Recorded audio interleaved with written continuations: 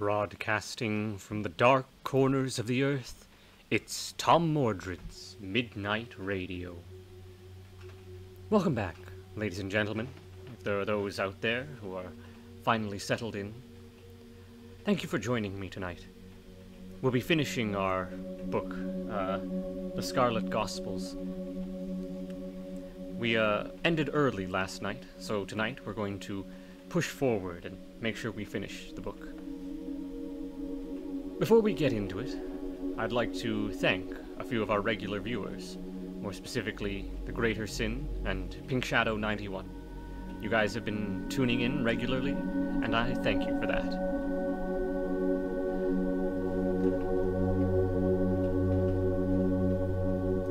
Before we get fully into the novel, I'd like to talk a bit about Clive Barker. Now, Clive Barker is an English author who rose to prominence in the 1980s due to his series of short stories, The Books of Blood, and particularly a comment from Stephen King, which was, "I've seen the future of horror, and his name is Clive Barker." Clive Barker cites that as a career-making comment.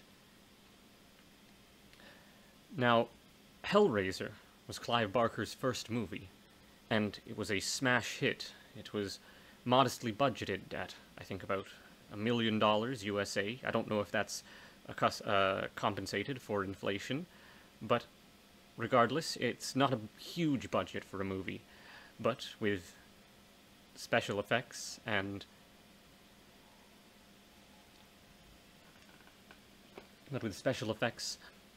a tight script, it managed to be a huge success. Now, most people are familiar with Barker through Hellraiser.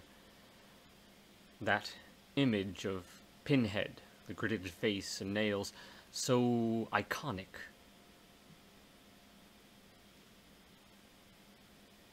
Now, I want you to imagine being Clive Barker.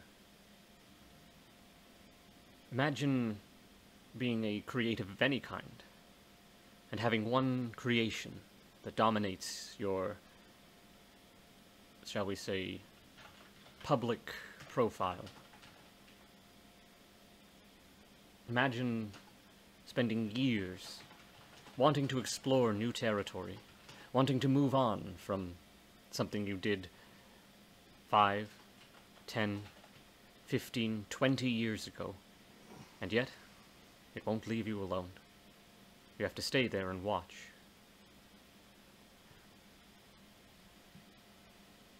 I can't speak for Barker in that regard.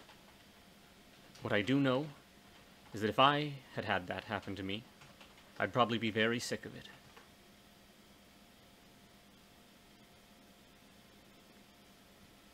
Now, I haven't read all of Clive Barker's work, but The Scarlet Gospels seems to hint at other stories.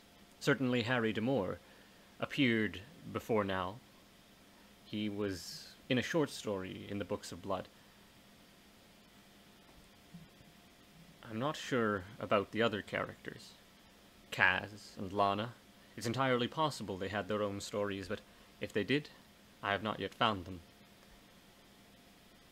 What's interesting is that the Books of Blood and the Scarlet Gospels seem to echo each other in title, if nothing else. But if I may read you a quick quote from the back. "Everybody is a book of blood. Whenever we're opened, we're read." And if you think about that in terms of the Scarlet Gospels, well, I think you can see the parallels for yourself.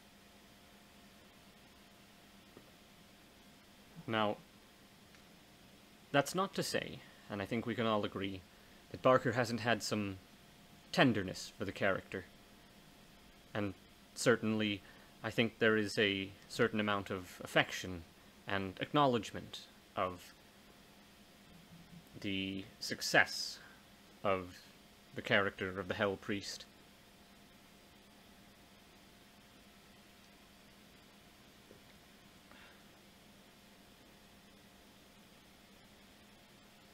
I'm not sure if I'm making a point here, more just ruminating.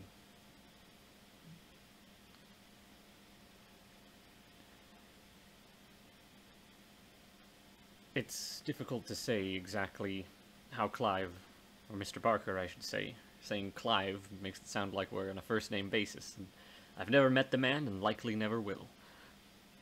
But it seems to me that Mr. Barker still has that fondness I was talking about, because he still makes an effort to characterize the priest. But I think it's important to note all the other characters around the Hell Priest who are more dynamic. I also think that in the Scarlet Gospels, Clive Barker has a hold my beer moment as he watches the Hellraiser franchise flounder and fail throughout the years, until recently, I suppose, and says, I'm finally going to do it right. And I think, in terms of fear and, shall we say, sexual depravity, or themes of sexual depravity, he has very well illustrated how the Hell Priest should be written, question mark. I feel like I'm pushing up my faux British accent a bit. I should be real with you guys. That's what people like, right? Real stuff. I also noted that 2 people left the stream as soon as I started. They were just here to watch the pictures and listen to the nice ambient music. But we've got a long way to go, even though we're on the last leg of our journey. So, let's start. Book 3, The Morning Star. You can't see this, but the Morning Star is spelt mourning as in being sad. We have never heard the devil's side of the story. God wrote all the book. Anatole France. 1. Harry passed the word that they should all spread out and look for a way into the cathedral. Lana and Dale, accompanied by a few demons, went one way. Harry and Kaz went another. It occurred to Harry, as he made his way round the side of the cathedral that faced the shore, that if ever a thing cried out to the maker of its maker, "Look what I've done, father, aren't you proud?" it was this abomination. The pleading question, Harry assumed, had remained unanswered. As he searched the cathedral for any type of entrance, the placid waters of the lake were briefly stirred by the Quoto, rolling and raising one of its segmented legs out of the water, to a reminder of its lethal presence. Harry turned his attention from the lake to the cathedral, walking back towards the front of the building, with Kaz shadowing him. "Son of a bitch," Harry said, turning to Kaz. "There's no door on this end." "None that we can see," Kaz said, "but we both know that's not the same thing." "You're so wise, Kaz. Don't mock me, Harold. Next time you need a new tattoo, my hand might slip." "Tell me something, Kaz, old friend," Harry said, changing the subject. "Why would anyone put all this work into something and keep it hidden from everyone?" Kaz looked up at the obscenity and shrugged his shoulders. "Wish I knew." "Yeah," Harry said as he looked up at the heights of the facade. "Maybe there's an opening here. That would make about as much sense as anything else in this godforsaken—" "Damore! Damore!" "That's Lana," said Kaz. "I see her," said Harry. She was sprinting along the beach. "What is it?" Harry yelled to her. Lana yelled a one-word reply. "Door!" The entrance to the cathedral was at the rear of the building. The doors themselves were 15 feet high and made of dark, weathered timber studded with row upon row of nails whose heads were in the form of pyramids. One of the doors was slightly ajar, though nothing of the building's interior was divulged. "Anyone else feel that?" Lana said, touching the back of her neck. "Definitely," Harry nodded. Harry had worried that his tattoos, overwhelmed by the danger around him, had exhausted themselves. But now, as he stood before this immense portal, His gaze tracking back and forth over the flow of designs on the arches, he felt the tattoos twitching with full force. Their warnings would not change anything. He had not gone in search of a door, only to falter at its... Yes, he had not gone in search of a door to only falter at its threshold. "All right," said Harry. "Just so we're clear on this, there are no heroes here. Only dead and not dead. Got it?" "What happens if you die while you're in hell?" Dale asked, starting to crack in the door. What? Oh no, staring at the crack in the door. Hang on, where are my glasses? Sorry, folks. Gotta Windex these things. Getting a little blurry. Alright. "What happens if you die while you're in hell?" Dale asked, staring at the crack in the door. "If you find out," Harry said, "let me know." And so saying, he walked into Lucifer's cathedral. As Harry entered, taking 3 or 4 steps away from the threshold, he paused, waiting for his eyes to make sense of what the interior contained. What he could see, when his eyes finally adjusted, filled his vision in all directions. From the floor, a yard from where he stood, to the vaulted ceilings, held up by twin rows of pillars whose girth would have dwarfed a mature redwood, but precisely what his eyes were witnessing was difficult to comprehend. Everything that was not essential to the structure itself, the stone, the paved floors, the titanic pillars, the ribbings of the vaults, and the intricate stonework between them, looked spectral. Its transparent state allowed him to see through to the layers in all directions. The entire interior seemed to have been filled with the work of hundreds of ambitious scaffold laborers whose efforts defied every laws of physics. Gaunt towers rose from floor to ceiling in 1,000 places, lending another solidarity with a network of rods crisscrossed between them. In some places, ladders ran up to the heights, while in others, there were zigzag stairways that connected tower to tower. And just as he flattered himself that he was getting some grip on the general design, it threw out some startling surprises. In one place, the scaffolding seemed to have been possessed by thaumaturgic spiders, creating huge vertical webs that strove for elegance but repeatedly lost themselves to chaos. Some were ceaselessly turning spirals, some bearing steps, others bristling with barbs. And all throughout this entire phantasmal interior moved the strangest of machines.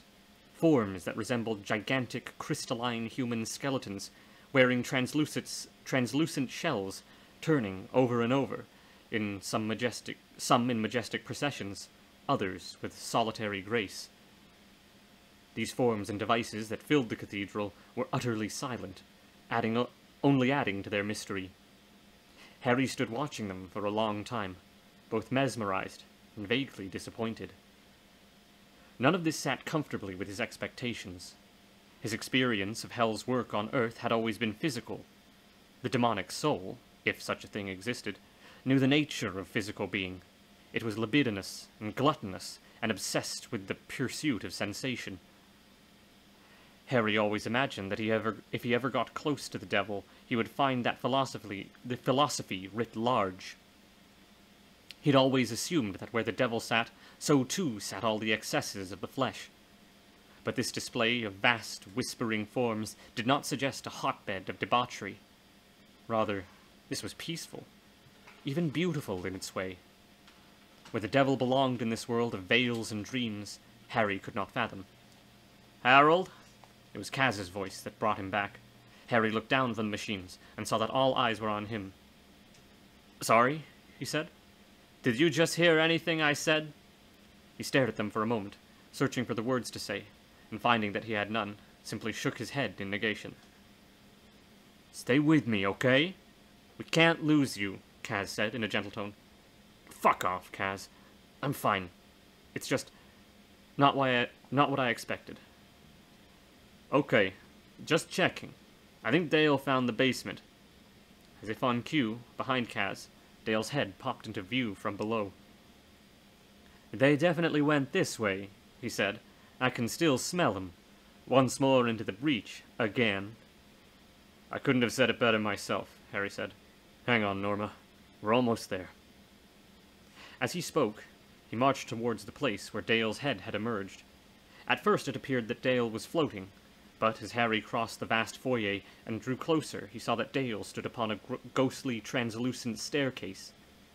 Even though he could see that Dale was already standing safely several steps down from him, Harry held out an unwary toe, testing the faint step beneath his foot, and finding it completely solid, Harry began his descent. 2. At last, my king lies before me, the Hell Priest exhaled. He was speaking to Norma, who stood next to the demon's soldiers, in an antechamber at the bottom of Lucifer's vast tower. Nothing will ever be the same again. Turning to the soldiers, the Hell Priest said, Your duties are to wait here until you are given contrary instructions. Yes, my lord, they spoke in unison, an audible tremor in their voices. The Cenobite turned his back on them and faced the door.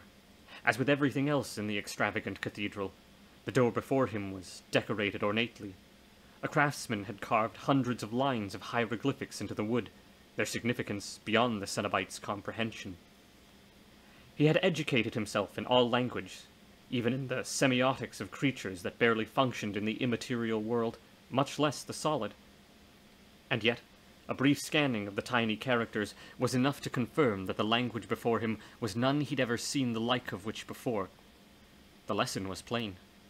However knowledgeable he might have made himself in readiness for this meeting with God's most beloved angel, there could never be complete readiness or anything close to it. The digested contents of all the libraries in all of history would not be preparation enough for the encounter that lay ahead.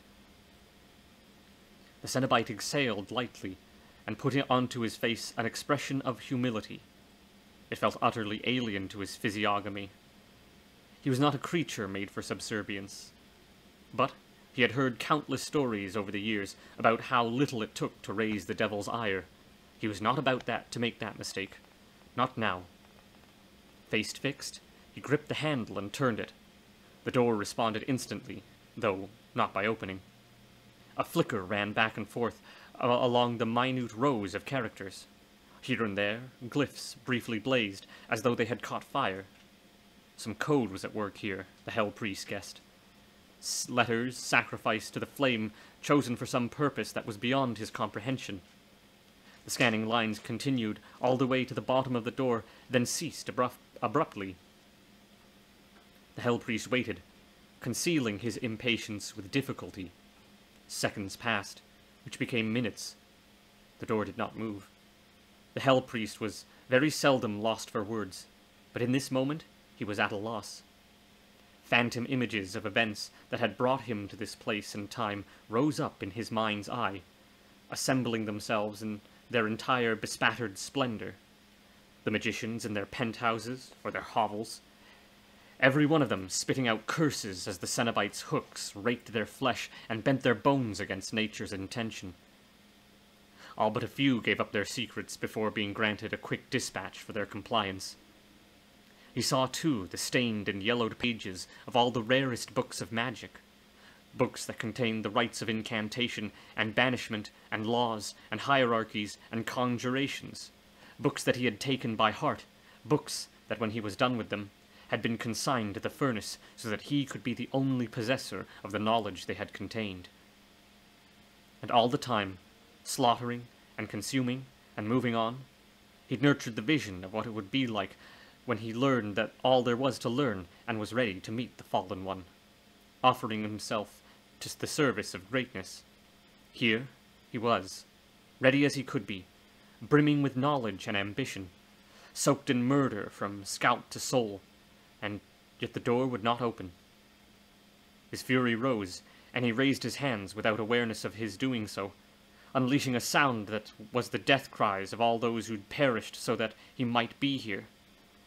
He raised hands closed into fists, and the fists came down upon that intricate, incomprehensible door, carrying in them, and behind them, the implacable force of knowledge that aspired to deific heights. The sound they made when they struck the door was not that of flesh against wood. It was a sound of seismic proportions, opening fissures in the walls and the floor and bringing slabs of marble down from the ceiling. The guards did not obey their lord's instructions. They stood their ground, striking out and destroying any falling marble that may have hurt them or their blind cargo. "What's happening?" Norma wanted to know. Before any soldier could reply, the Hell Priest's fists came down upon the door a second time, the violence of the blow escalating the damage that the first had done. There was a fissure in the ground, a yard or wider, crossing the chamber from beside the sealed door to the stairs, which it then ascended, veering from wall to wall. The Hell Priest didn't bother turning back to assess the damage he'd done. The door still mocked him. He paused for a moment to scrutinize the timbers, looking for the merest scratch or crack to indicate that his assault was having some effect. The damned door was unscathed. Then he put his shoulder to it, his entire anatomy swelling with the furies that were running riot in his body. His robes of office, made stiff and brittle by the blood splattered in countless rooms where he had tempted and tortured, split in places, and where the robes were cross-laced with his own flesh, now tore new wounds, spilling his own blood down his vestments. He put his hands to the rivulets, but the blood wasn't coming fast enough to suit his enraged state, so he tore at his chest, where the muscle had been permanently skinned and kept from ever healing over by his meticulous scouring of the surface. He went at those chronic wounds with disfiguring vehemence, ripping away the vestments to fully expose his chest, where his veins pulsed openly, as though eagerly presenting themselves to pleasure. He then pulled away the shreds of leather and tissue that hung over his belt and selected 2 of his short-bladed knives, tools he favored for intimate work on particularly defiant individuals, and for the first time in history, he turned them upon himself, using the hooked blade to flick open the veins and the straight one to simply stab into the muscle and bone, and then drag the blade up and out before stabbing himself again. The blood leaped from his body. While his veins still gush, he raised his scarlet fists and slammed them against the door, just as he had done the first time. The blood initiated anew an extremely rapid scanning of the lines of the tiny hieroglyphics. Every one of them, it seemed, was combustible. The Hell Priest, however, wasn't studying the response to his assault was having. Fueled by rage, he simply continued to beat the tattoo upon the door, the blood spurting from his chest, catching his hands as he slammed them against the wood, over and over and over. And then the sound came, as if of 1,000 ball bearings all being activated at once. He stopped suddenly, and saw for the first time that the fiery glyphs before him were in motion, flipping over and over, their fire blazing brighter with every turn. He looked down and saw that the pools of blood around his feet were also in motion. In a dozen places at least, the blood had formed separate streams that were disobeying gravity entirely and making their way towards the door, starting at the bottom right-hand corner and following the indecipherable text from right to left. The glyphs emblazoned on the door briefly turned white-hot, and when they were consumed, one after the other, until a line was covered, right to left, and again and again. The speed of the consumption quickened, so that the third line was burned away twice as fast as the first, and the sixth twice as fast as the third. The door was opening. He had but half a minute to wait before the chamber was revealed to him, and he already felt waves of cold air coming against his face and body. A bitter fragrance stung his sinuses. He turned over in his head the possibility of announcing his presence, somehow, but nothing he could conceive of to say sounded anything but pathetic in such monumentous circumstances, so he elected to remain mute. The Hell Priest did not doubt that the power waiting inside knew all that it needed to know about its visitors. Better to keep a respectful silence, the Cenobite decided, and speak only when spoken to. The last line of glyphs was consumed now, and the door was fully open. He waited, his breath in his throat, thinking perhaps the devil would offer some words of invitation. None were forthcoming. After some time, the Cenobite took the initiative and stepped over the threshold into the chamber. The first thing he noticed was that the light sources in the chamber came from the floor itself. There were thousands of finger-high flames that sprang from invisible sconces in the marble, all burning with a sepulchral chill. Their light illuminated a chamber that bore no resemblance to either the cathedral's grandiloquent exterior or the spectacle of half-made things that had filled its interior. The place was, the priest saw, almost as wide as the cathedral above them. Its length, however, was a mystery. The space was occupied by pulleys and pistons, cylinders and crankshafts, all humming in complex configurations over the ceiling, then dropping down to feed into devices that had once clearly been in a delirium of motion. They ran in Byzantine patterns, blocking his view and preventing him from calculating the true size of this chamber. Though the parts still had the shining clarity of well-serviced machines, there was no sign of their having been in motion recently. The pistons were polished, but not oiled, and the floor beneath the pipes and the mysterious devices they entered into was dry. There was not so much as a single stain where a drop of fluid had seeped from a joint in need of tightening or from a crack in one of the iron and glass receptacles in the size of a balled up and glass receptacles the size of balled up human beings that were part of the machinery in a number of places, like parts of an ancient astrolabe. Altogether, they resembled frozen satellites circling a dead sun. What purpose any of this served was as inscrutable to the Hell Priest as the lines of hieroglyphics on the door. But it wasn't his to understand. He simply followed the parts of the engine as they became larger, and therefore, he assumed, of more significance. This truth, however, presented just one problem. The farther he ventured from the door, and thus, he presumed, the closer he came to the creator of all this silent machinery, the more often its mechanisms grew so large they blocked his way completely. And 5 times he had to investigate until he found a fresh thoroughway, and by the time he'd done so, he was often very far from his projected route. He realized he had come into a labyrinth, and he was deep in its coils. Not that he cared a whit about the way back. There was no life back there, no pleasure that he would again desire to taste. The sum of his life had led him to this maze, and the creature was waiting at its heart. Glancing up, he saw that the complex shapes had been cut out of the marble to gain access to the cunningly constructed pipes, so as to have the looseness of sleeping serpents. There he saw capillaries of glass globes, linked by short lengths of tube no thicker than a finger, that dropped in their many hundreds from the ceiling and wound around one another in their lazy descents. There was nothing left in their gleaming beauty that spoke of any recognizable function. He was in a world that had been built by a mind so very beyond his own that all he could do was hope to glimpse the mysteries it held.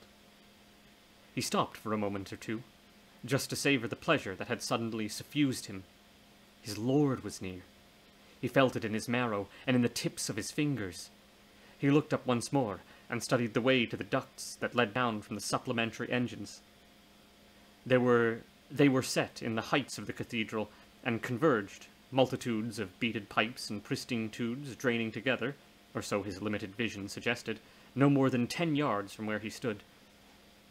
Had he ever mastered that most elusive piece of magic, which allowed its wielder to pass unharmed through solid matter, he would have walked directly to the part of the convergence where surely his host waited, watching remotely, no doubt, to see if the trespasser could prove himself a worthy audience member by getting to the heart of the quieted engines. What would happen, then, when he finally reached the throne of his lord?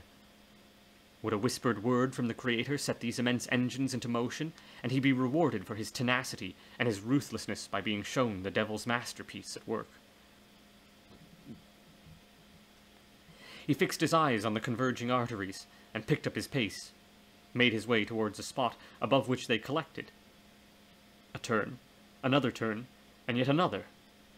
The labyrinth teased him with his wiles even now, so close until he turned the last corner and found his journey was at its end. 3. Harry reached the last step that stood before the Hell Priest's masterwork, the shattered remains of the door to Lucifer's bunker. Lana followed shortly after, with Kaz and Dale last to arrive. They were all privy to the same sight. Something had broken the marbled floor and ceiling wide open just 20 yards from where they had set foot. Cracks spreading out in all directions, some of them reaching far enough to zigzag under the very feet of the weary travelers. "What the fuck happened here?" Harry said. At Harry's words, a beleaguered voice called out from within the chamber. "Harry? Is that you?" "Norma!" Harry shouted. "Norma! My God, girl! Where are you?" Kaz said. Norma appeared in the doorway, clutching its frame for support. "Oh, my stars," she said. "It's you! I didn't believe it, but it is." Harry stopped when he saw her state. Though Felixson's magical working had taken away the pain, they'd done little to heal her broken body, which was now a mass of purpled bruises and weeping wounds. "Jesus Christ! What, did he do this to you? I'll fucking kill... Harry, just hug me, you fool." He did. "We're gonna get the fuck out of here. Where's Pin?" From the dusty shadows behind her stepped the tallest, broadest demons Harry had ever laid eyes upon. Hell's soldiers. Harry reached for his gun. Kaz, Dale, and Lana, equally alarmed at the sight of the massive guards, all made for their weapons. "Norma," Harry said, "behind you." "Harry D'Amour, don't you touch that weapon," she chided. "I wouldn't be here if they hadn't carried me and protected me. There will be no fight here. I forbid it, you hear me?" "Norma," Harry said, his distaste for the situation evident in the way he said her name. "I mean it, Harry," she said as she gestured towards the biggest demon of the bunch. "Konachi, this is the man I told you about," she said, then turning to the detective. "Harry, this is Konachi." Konachi squared his shoulders. Harry bit his lip and took his finger off the trigger of his holstered gun. He pointed at the giant demons and said, "I just want you to know, if she hadn't said what she just said, you wouldn't exist right now." The demons stood their ground, motionless. Konachi cracked his knuckles, the bones inside his massive hands popping so loudly the din bounced off the walls of the entryway. "Okay," Harry said, looking back at his group. "Everyone make sure Norma gets out of here safely." "She goes nowhere," Konachi said. Harry turned toward the soldier, staring intently at him, while speaking to Norma. "I thought you said these guys were team players, Norma. We're not leaving without you, so tell this fucking mountain to move, or else we will move the fucking mountain." "Don't threaten me," the demon wormed.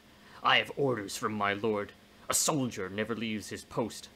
Norma turned to Konachi, laying a gentle hand on his bulbous, veiny forearm. "I have to go now. Thank you for keeping me safe. Thank you all. But your lord said for you to stay here, not me." The other soldiers attempted to protest, but that was as far as they ever got. Norma closed her eyes, and when she did, they fell asleep, dead away. "Holy shit, Norma," Kaz said. "I never knew you could do that." "The old girl still has some tricks up her sleeve," Norma said. "I just wish it would have worked on their lord. We could have ended this fiasco a long time ago. But my God, he's got power." "Where is he, Norma?" Harry said.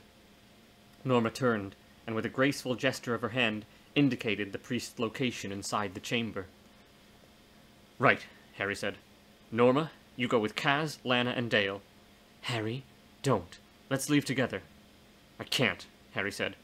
"Seriously, Harold?" Kaz said. "Leave him. Let's get the fuck out of here." Harry gazed into Lucifer's chamber. "I have to see," he said. "No," Dale said. "You have to watch." "Just go," Harry said. "I'll be okay." Norma kissed Harry on the cheek, then turned to the harrowers who began ushering her up the stairs. "You better fucking come back," Kaz said. "If you do," Lana said, "I want details." "That makes one of us," Dale said. "I already have enough terrors in my head to keep me rich in nightmares for 2 lifetimes. See you upstairs, Harry. Hopefully literally. Maybe metaphorically." Harry silently watched them ascend the stairs, and only when he was certain Norma had been safely delivered into the hands of his friends did he turn to face the chamber. He took a deep breath, then stepped into the room where he would meet the devil face to face. Harry walked through the maze of technology that was laid out in the vast chamber. His tattoos pulsed as he went, guiding their wearer through the warren of potentially lethal machinery. Slowly, he wove, the sweat beading on his forehead and dripping down the sides of his face. He wondered if he had ever reached the end. As his tattoos led him through the industrial monstrosity that was this room, his thoughts began to wander. This whole damn thing had started with a puzzle. the simplest of inventions the simple invention of a humble toy maker, and ever since that moment, Harry's life had been a series of puzzles, mazes, and labyrinths. Some physical, some mental, but all challenging beyond belief. He hoped, after this incident, however it would end, that he would at least be spared from having to solve any more puzzles for a long time to come. And with that thought, Harry's tattoos led him round the final bend. There the Hell Priest stood in front of him, and in front of the Hell Priest, seated on a marble throne, sat the Lord of Hell himself. His robes were white, his skin a mass of purple blotches and yellow stains. His eyes were open, but they saw nothing. "Dead," the Hell Priest said. "The Lord of Hell is dead." 4. Harry moved closer. As he studied the motionless body, it became apparent that the throne upon which the devil sat was, for all its fine carving, nothing more than an elaborate death chair. Harry saw now that the machinery through which he had found his way all led ultimately to this fatal throne. The entire room had been set up to activate a fan of spear-length blades, arranged like the feathers of a peacock's tail. These blades had entered the devil from left, right, and directly below him, and summarily exited him in perfect symmetry.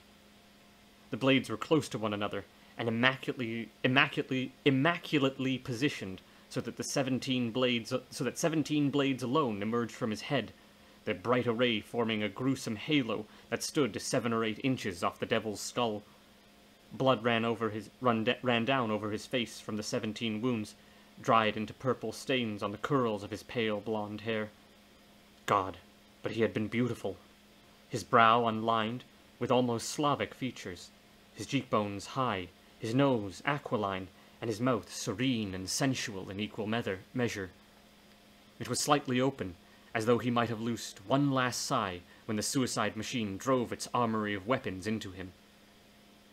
There were mirrored arrangements of blades all around his body as well, entering through slits in the marble throne.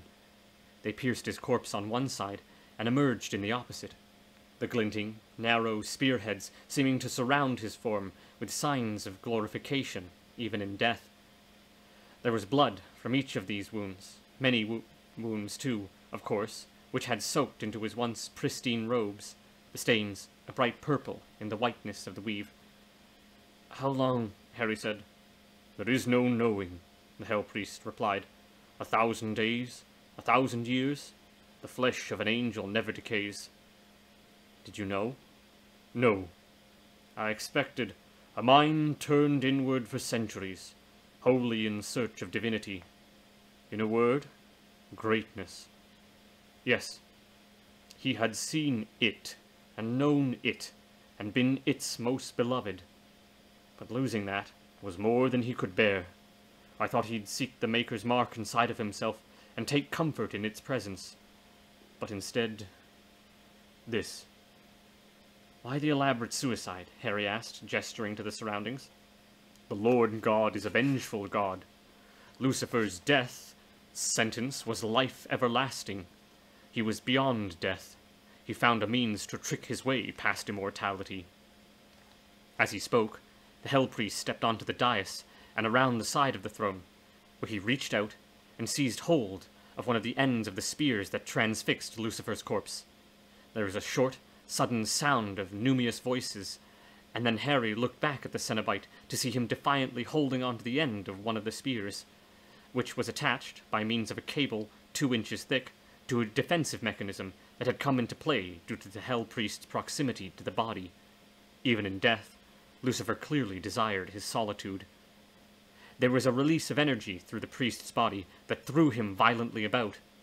The priest stood his ground, and so a second shout of voices was released, 10 times more violent than the first, the force of the energies passing through the spear commensuratedly larger.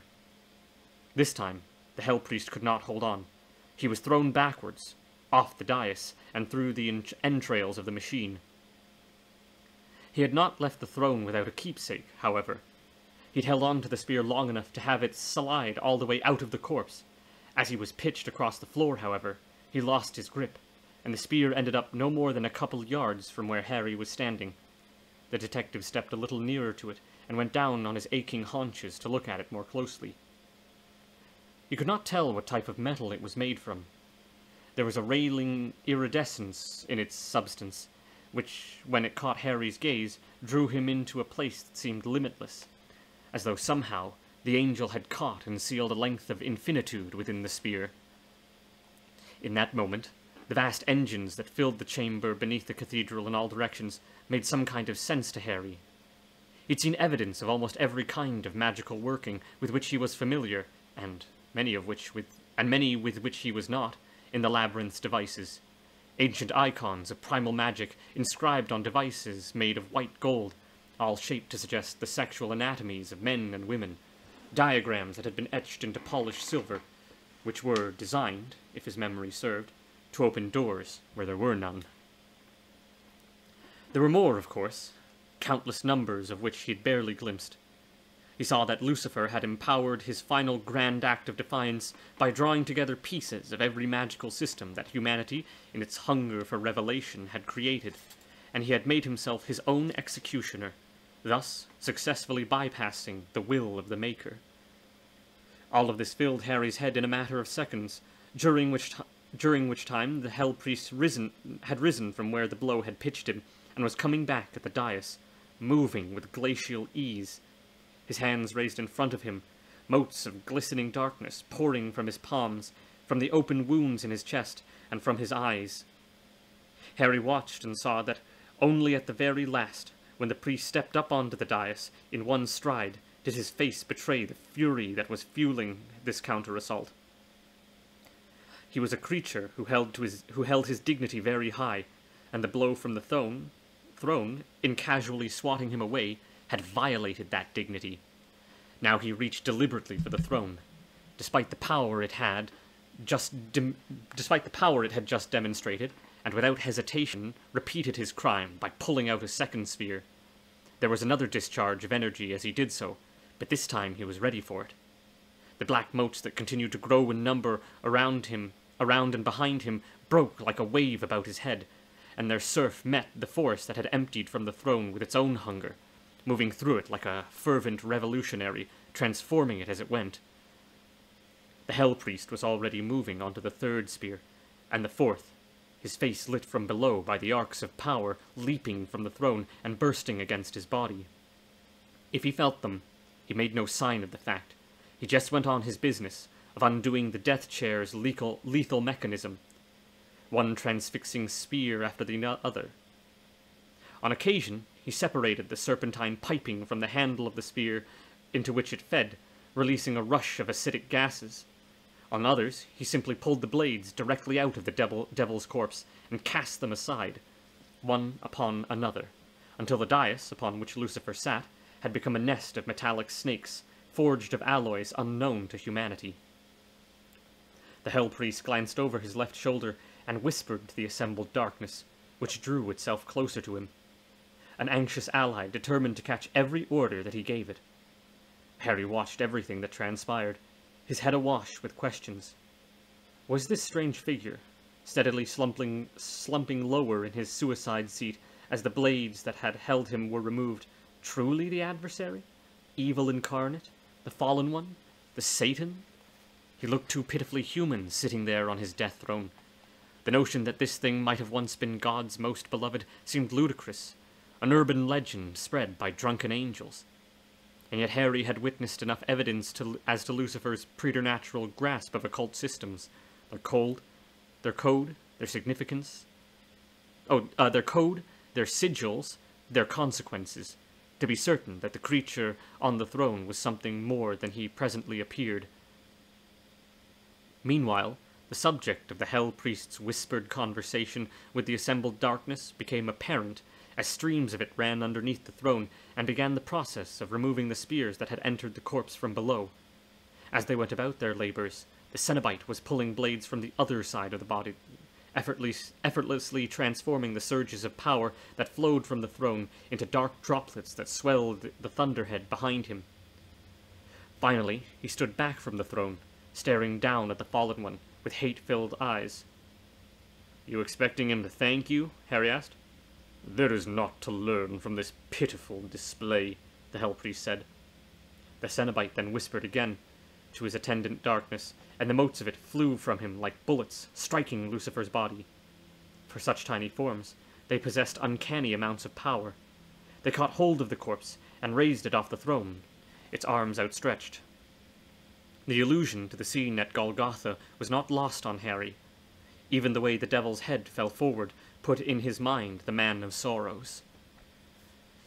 While the fallen one hung there, 100 or more of the motes swarmed over his body, eating away at the stitches that fashioned the whole of the vestment's many pieces.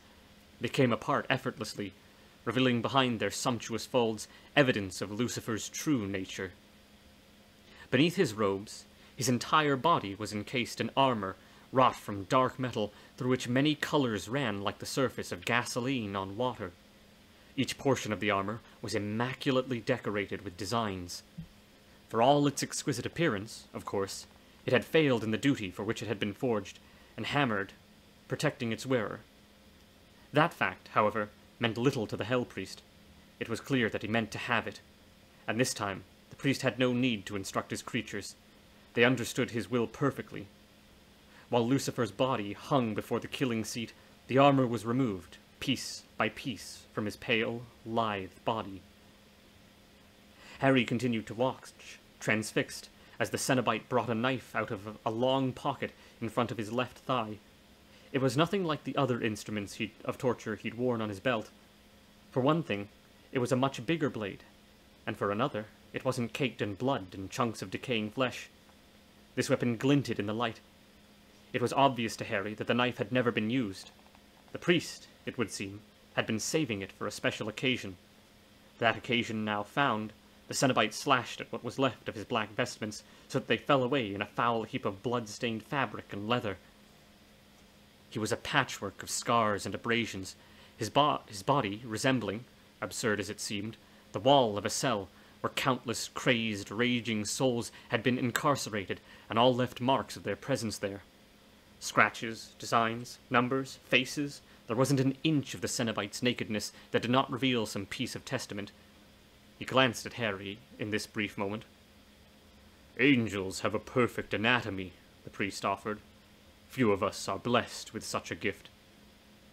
The priest then raised the virgin knife and shaved away an inch, perhaps an inch and a half, of the already skinned muscle of his chest. It curled before his blade, offering itself without any protest. The layer of pulpy fat, dark yellow, the muscle beneath, gray thanks to his bloodletting.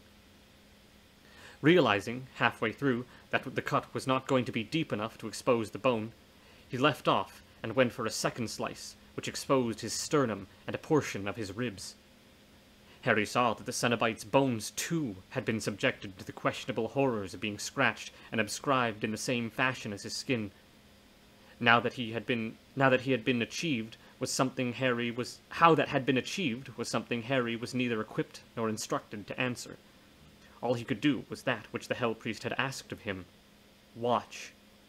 And watch he did. The Hell Priest continued to saw through the flesh of his chest and down to his abdomen, opening areas of bleeding muscle with every fresh descent of the blade.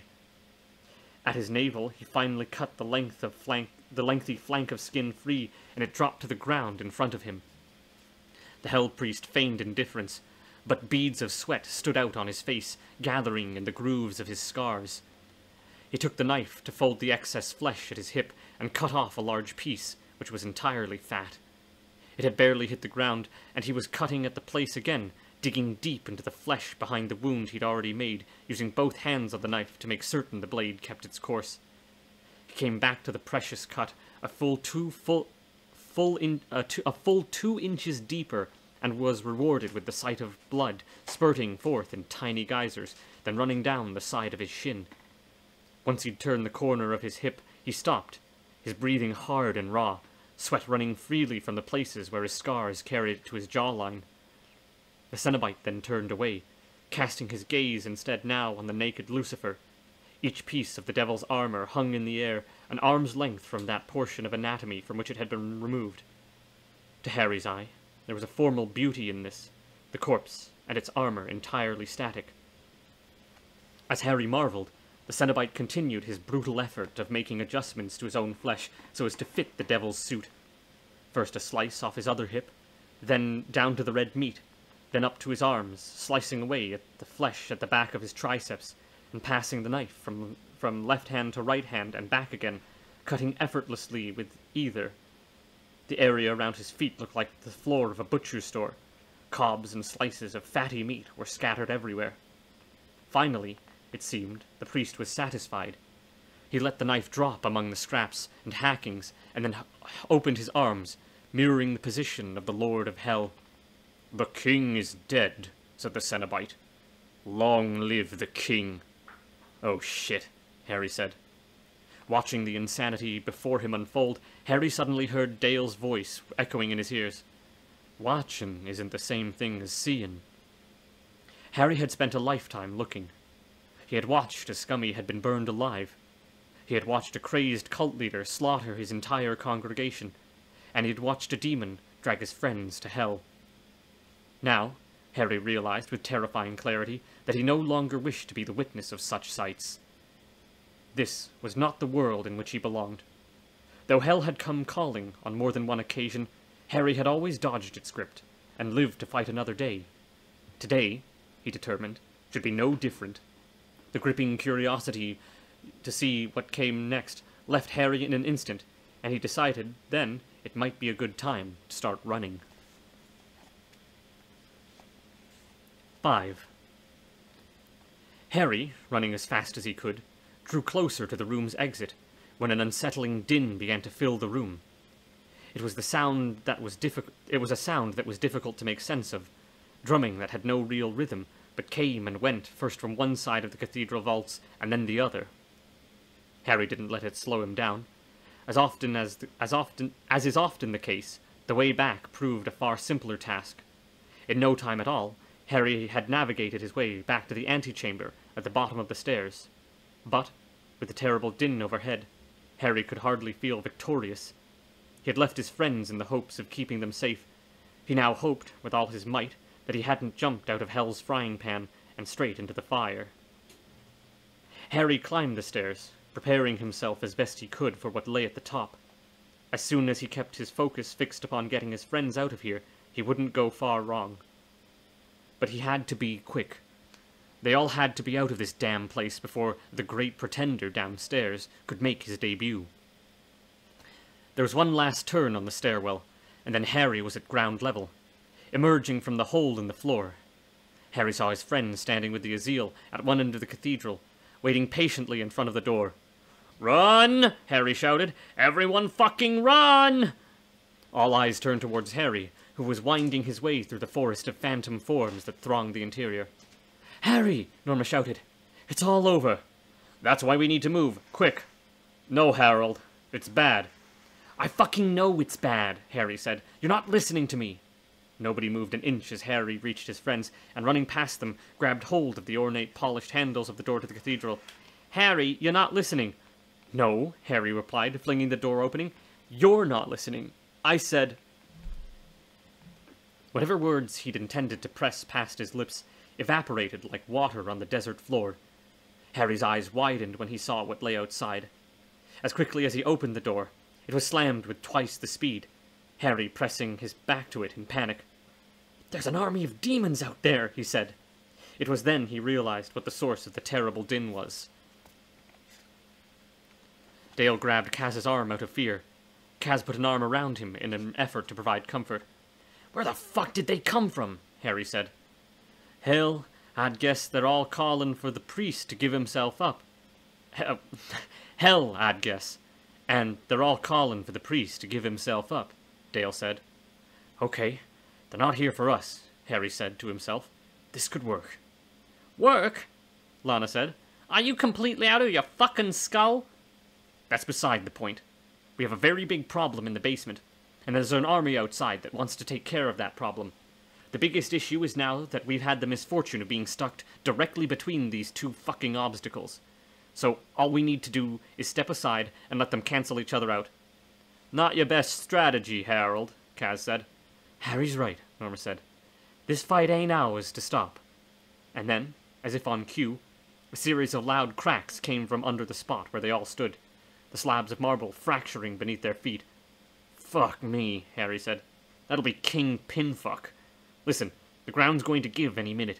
We need to get out of sight and let whatever's going to happen, happen. The floor will be stronger close to the wall.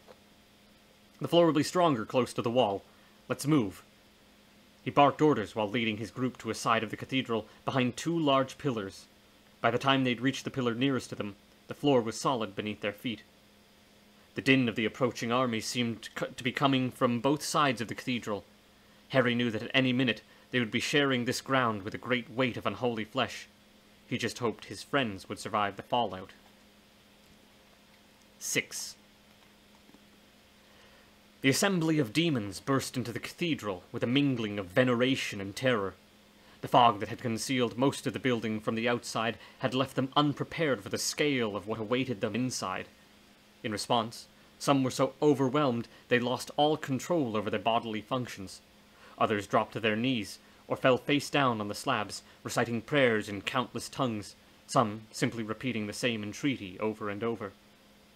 Harry and company had retreated into the shadows, ready for whatever came their way. Every member of his party knew some powerful defensive trick, which they were all quite ready to unleash if the enemy got too close. But they needn't have worried. The last thing on the mind of this imminent force of demons was a few human interlopers. As the swarms of soldiers filed in, Harry and his friends retreated farther to one of the smaller side chapels, and there they gratefully settled there, watching the number of demons entering the cathedral continuing to swell, the presence of those at the door forcing the pace of the demons that had first entered. These soldiers had no desire to be pressed into this mysterious place, with translucent towers and spiraling staircases against their will. But such was the size and curiosity of the crowd passing from behind them that they could only advance before it, and while they advanced, let out cries of protest, which were only audible above the murmurs of the assembled masses as incoherent shouts, which were summarily ignored. Those who had come into the cathedral were at the head of the crowd, reached into the middle of the structure, where the violence from below had cracked the marble slabs and weakened the floor. The collective weight was more than the compromised slabs could support. There was a series of cracking sounds as the fissures spread across the floor in all directions. Then, dropped away beneath those demons who were forced to venture over this uncertain ground.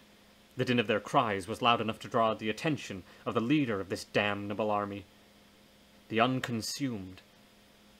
He carved his way through the crowd without meeting resistance, and when he reached the front of the horde, the master demon raised his arms, and two blazing spirals of light erupted from his hand, rising into the air a dozen yards above his head, where they burst like vast parasols of iridescent fire, their ridges speeding out past the raw-edged circle of light to burst against the pillars of the wall, whichever they encountered first. Oh, the pillars or the walls, whichever they encountered first.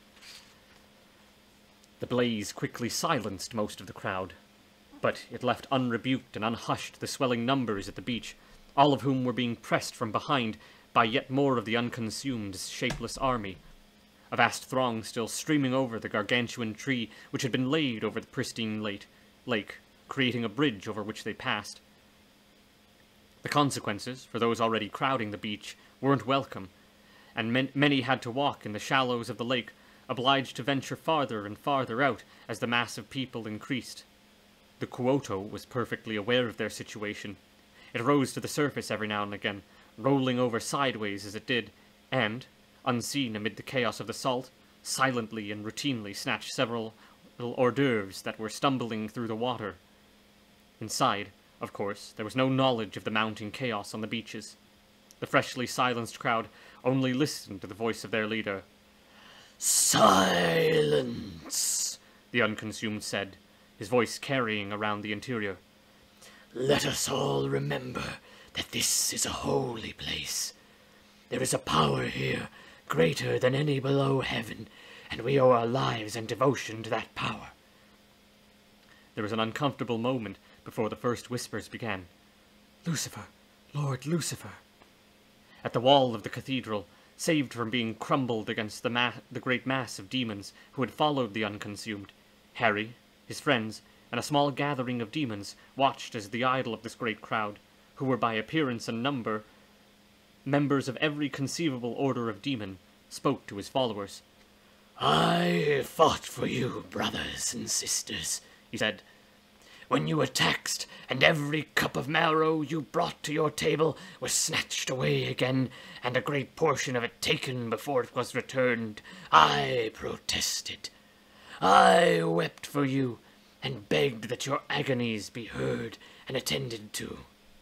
He paused, surveying his congregation. "Do you want the truth told? Well," he said. He had dropped his voice low, to a whisper that nevertheless carried with unnatural force across the cathedral, the proof of its reach in the power of the reply which came in all directions. "Yes, yes," the crowd said. "Then I will tell you. Because in the end, like all conspiracies, the answer comes down to one." The word ran murmuring through the huge interior. One? One! Yes, one criminal who is at the heart of your miseries, all your suffering. One fiend who passed himself off as a minor tempter of souls, all the while laying his plans for the serenity of the state. The chaos in your street, he put it there. Is there nothing to buy at your butcher's but bone and gristle? That is because he sells all the finest meat to humankind, who have a taste for themselves that he has nurtured over the years. You will know his face when you have laid his eyes upon him. "Show us!" came a call from somewhere near the door. It was instantly taken up on all sides. "Show us!" they were demanding over and over again. "Show us! Show us! Show us!" The unconsumed sent up a plume of flame, its color venomous, the light it shed upon the upturned forces of the demons, illuminating in each evidence of their worst attributes. Their mouths too wide, their eyes tiny darts of malice, or simply offering up wide idiot stares. There were no two faces the same in the many thousands that were illuminated. Each was grotesquely perfected by their revealing light, their ambitions gorged with their joyless faces and burning in their crazed eyes. The flame the unconsumed had sent up had virtually silenced the mob inside the cathedral, though those outside the entrance continued to bellow and howl. "Forget them," the unconsumed said. "They'll have their moment, when I choose and not before. But now, you have asked me to show you the felon who masterminded the many crimes against you, and you shall see him. The villain murdered his entire order. Left a high priest in ruin, he will elude us no more." He threw another flame into the air above his head, where it hung for a moment before plunging back past him, past the platform on which he stood, and down through the gasping marble slabs and onto the secret space below.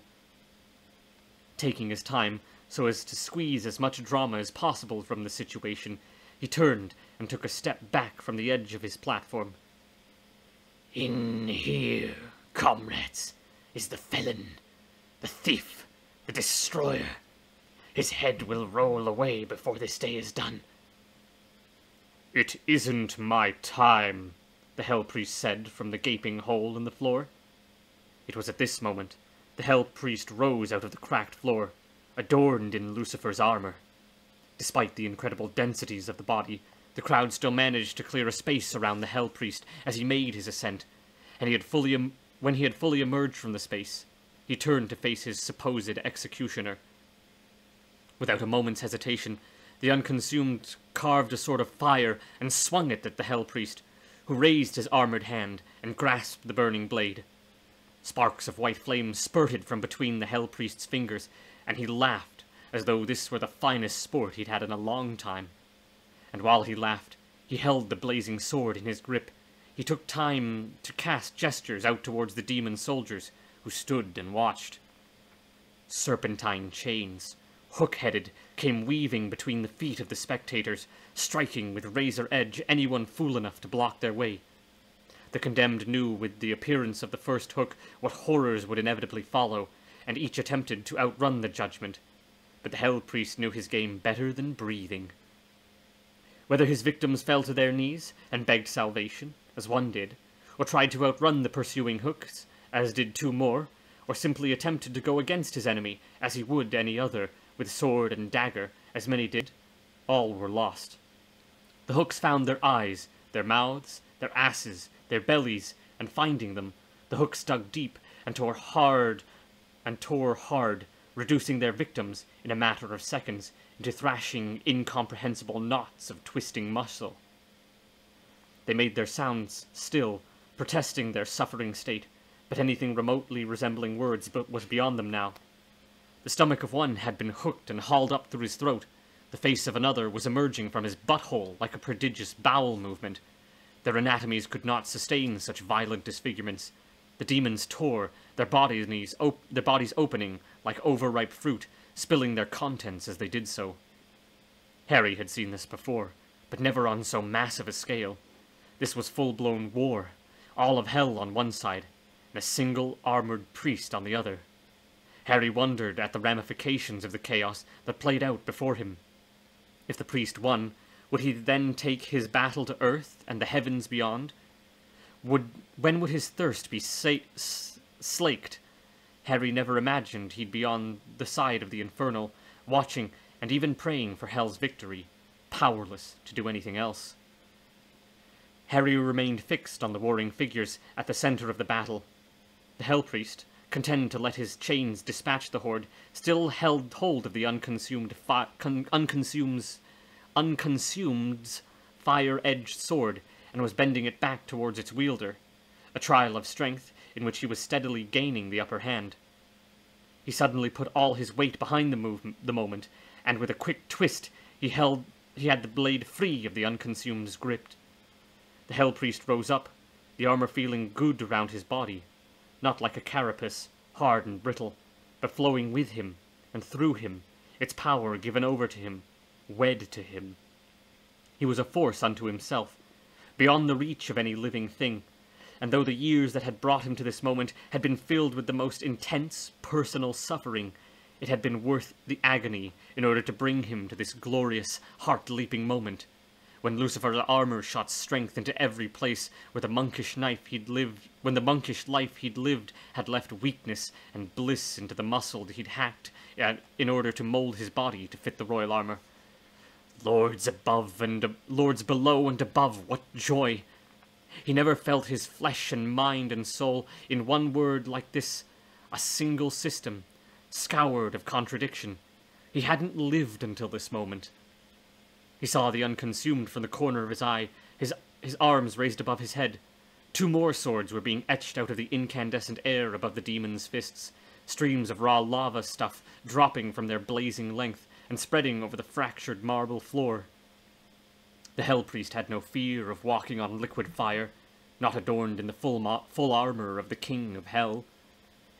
He moved towards the unconsumed, and was in front of his enemy in 3 fire-splattering strides, aiming a sideswipe at his belly.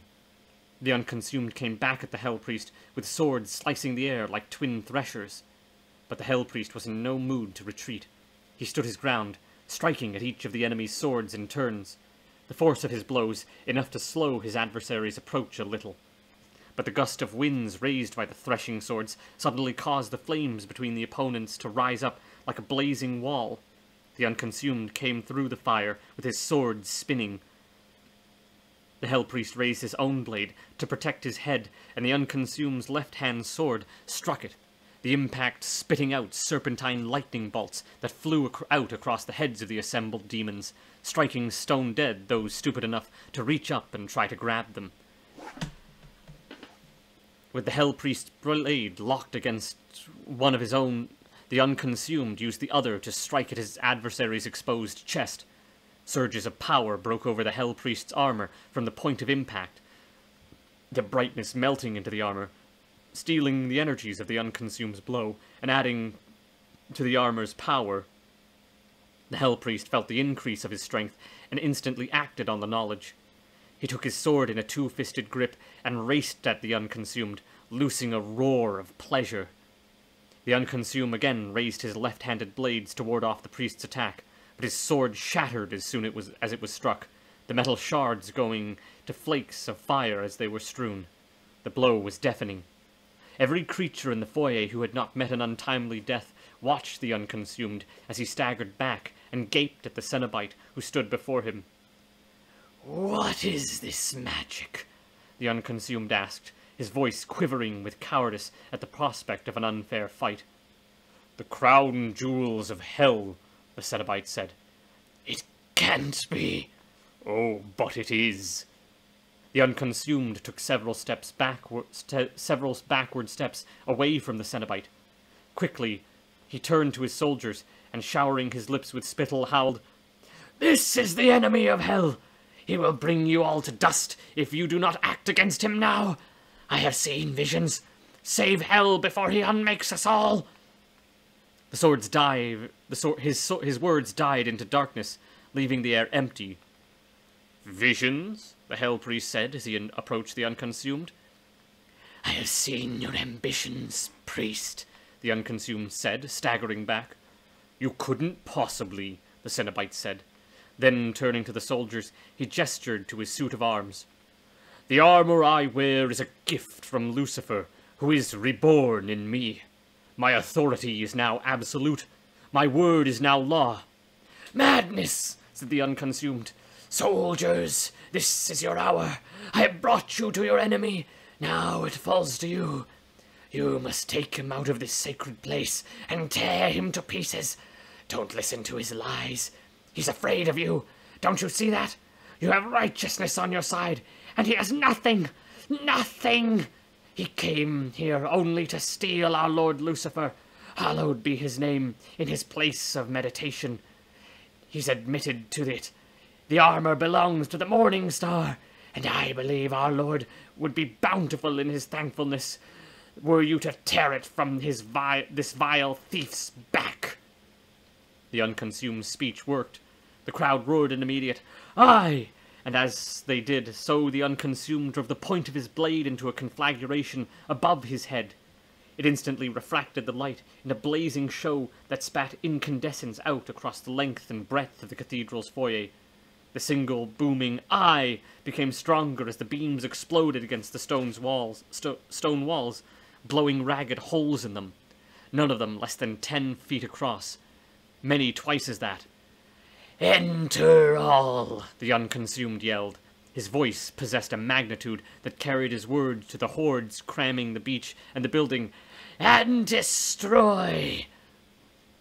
Harry and his friends retreated farther into the shadows as tens of thousands of demons who'd been denied access seethed in through the ruptured walls, their bony backs all pressing together, resembling a streaming of cockroaches, bubbling as they climbed over one another and dropped into the morass of those who'd climbed onto the ledge and fallen over the other side ahead of them. This mad flood of invading demons filled up a space that was not meant to hold more than a fraction of the crowd, their rage fueled by a visionary hunger to be at the heart of this baptism that they had glimpsed in their dreams all their lives. "Aye!" they had screamed. "Aye to the blood and to the light! Aye to martyrdom, if that was the price to be paid of their presence here." The Hell Priest knew that he had a chamber the size of a small nation to witness to, and that he knew there was a sight that would bring an end to all this spiraling insanity that had been set in motion by the Unconsumed. Let them have proof that the great Lord was not meditating from below. Let them see for themselves. "Gaze upon the fallen fruit," the Cenobite shouted. "Your glorious leader talks of Lucifer's eternal meditation on the nature of sin. Your glorious leader has deceived you. I shall show you the angel Lucifer in all his soiled glory." He threw a gesture of force to the ground, which opened beneath him, taking out 100 or so soldiers with it.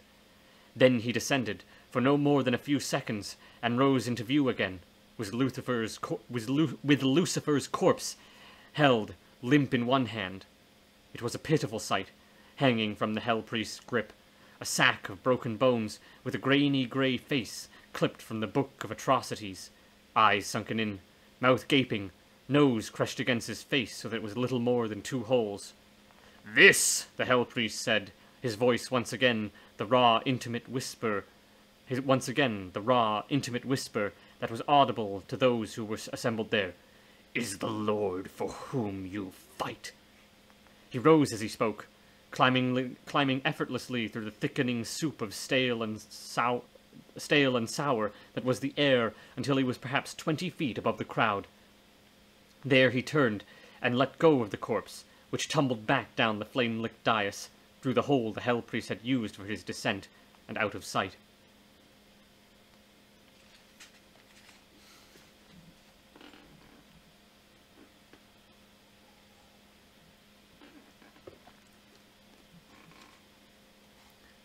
"7.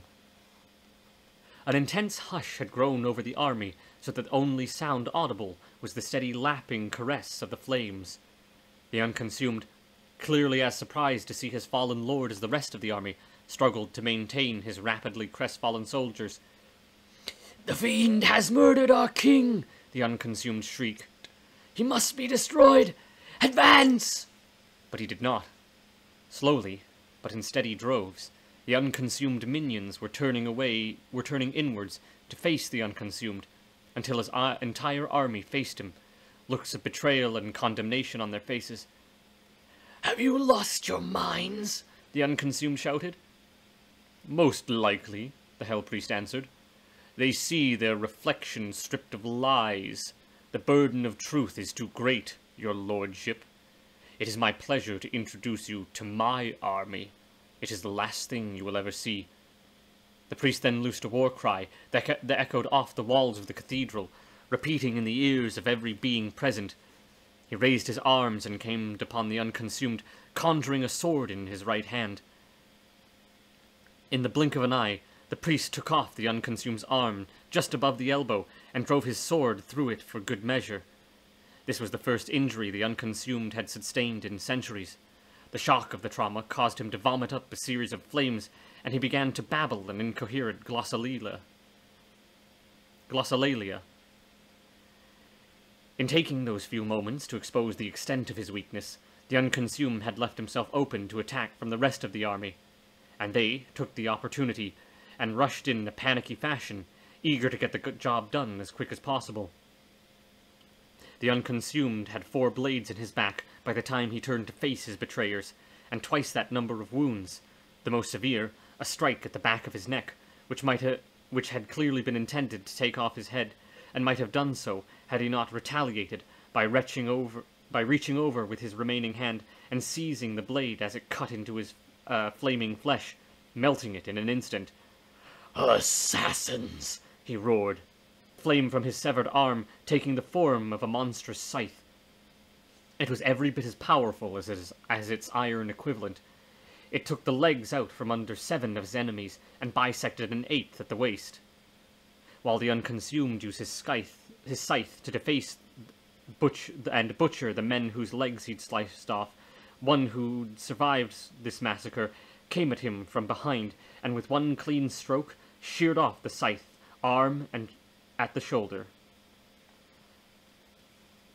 The Unconsumed reeled around to face his mutilator, only to meet 100 more living assassins who came at him without restraint, slicing, hacking, gutting, piercing, their assault so rapid that the lethal conflagrations stoked in the Unconsumed's marrows, fires that would have made ash of his assassins in a heartbeat, were never unleashed.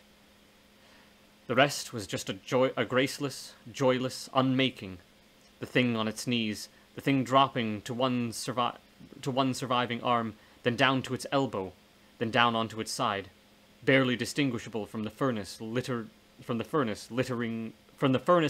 of burning legs, and 2 pieces of his own arm, also burning, and from everything now a greasy black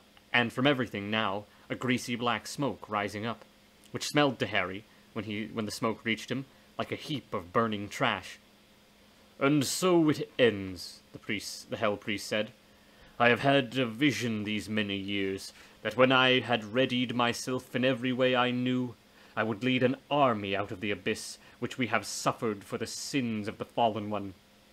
He tapped his brow. "In here are the great workings that once belonged to the magicians of the overworld. They did not surrender them lightly. Many fought me bitterly. I was not impatient. I knew this day would come in the fullness of time, and my duty was to come to you on that day with every power our adversaries had owned in my head. With the knowledge I own, I could kill the world 10,000 times, and raise it again 10,000 more, and never once repeat the same trick. So now, the road divides. I have pieces of this magic to give those who will come to me, who will join me as we lead the lambs to their slaughter. The response from the crowd was like the sound of some vast, primal animal roaring as it woke. The army unleashed its primal cry. A veil of shadow rose up from the hole in the cathedral floor and the fractured ground beyond it. It rose into the air behind the Hell Priest, some portions of it climbing faster than others, shedding a darkening dust as they did so. The sight had not been missed by the demons in the cathedral. At first they had assumed it to be another conjuration of their new and glorious leader, but the confident shouts of their assumption soon gave way to superstitious murmurs as the shadow curtain continued to climb. It shed dust, spreading the message as every one of the flames atop the torches gathered was extinguished, and the smoke of their dying adding to the sum of shadows that thickened the air. "What impotent magic is this?" the Hell Priest said, as the shadows were overtaking the cathedral. They rose all to the way to the ceiling, and spread to either wall until there was nothing to illuminate the interior except for the last embers of the dying fire. And even they were gone, and then even they were gone, and the cathedral was a night within a night from end to end. The demons began to voice their doubts. "Lord, speak to us," one called, and another, "Is this a test of our faith?" "I have faith, Lord," 1,000 murmured. "Yes, we all have faith. Take it away, Lord, it blinds us." The cries from the crowd stopped suddenly when a flicker of lightning came from the darkness behind the platform, and with it a voice, great and resonant. "Who has defiled my sanctuary?" the voice said, and the veil of darkness was lifted. 8. The illuminated figure of Lucifer stood naked in the air. It was an extraordinary sight. Harry was astonished to see, now that the King of Hell no longer sat bowed and broken, he stood easily 8 feet tall. Lucifer's anatomy was human, but there were subtle changes to its proportion that lent it an extreme eloquence entirely its own. His limbs were long, as were his neck and nose, his brow uncommonly broad and untouched by a single groove of doubt. His genitals were of uncommon size, his eyes of uncommon blue, his skin of uncommon paleness. His hair was cropped so close to his skull it was barely visible, but it seemed to have a luminescence, as did the faint growth of hair on his face and neck, and the hair that spread out over his chest and belly and grew lushly at his groin. Not a soul dared speak. This time, it seemed, even the flames burning within the cathedral stood in silent attendance, waiting for Lucifer to utter his next word. When he finally did, light emerged from his throat and illuminated the cloud of fog upon which the words were carried. "I was the best beloved of the Lord God Jehovah," it said, spreading his arms out to his sides to present himself. "But I was thrown down out of the loving presence of my Father because I was too proud and too ambitious.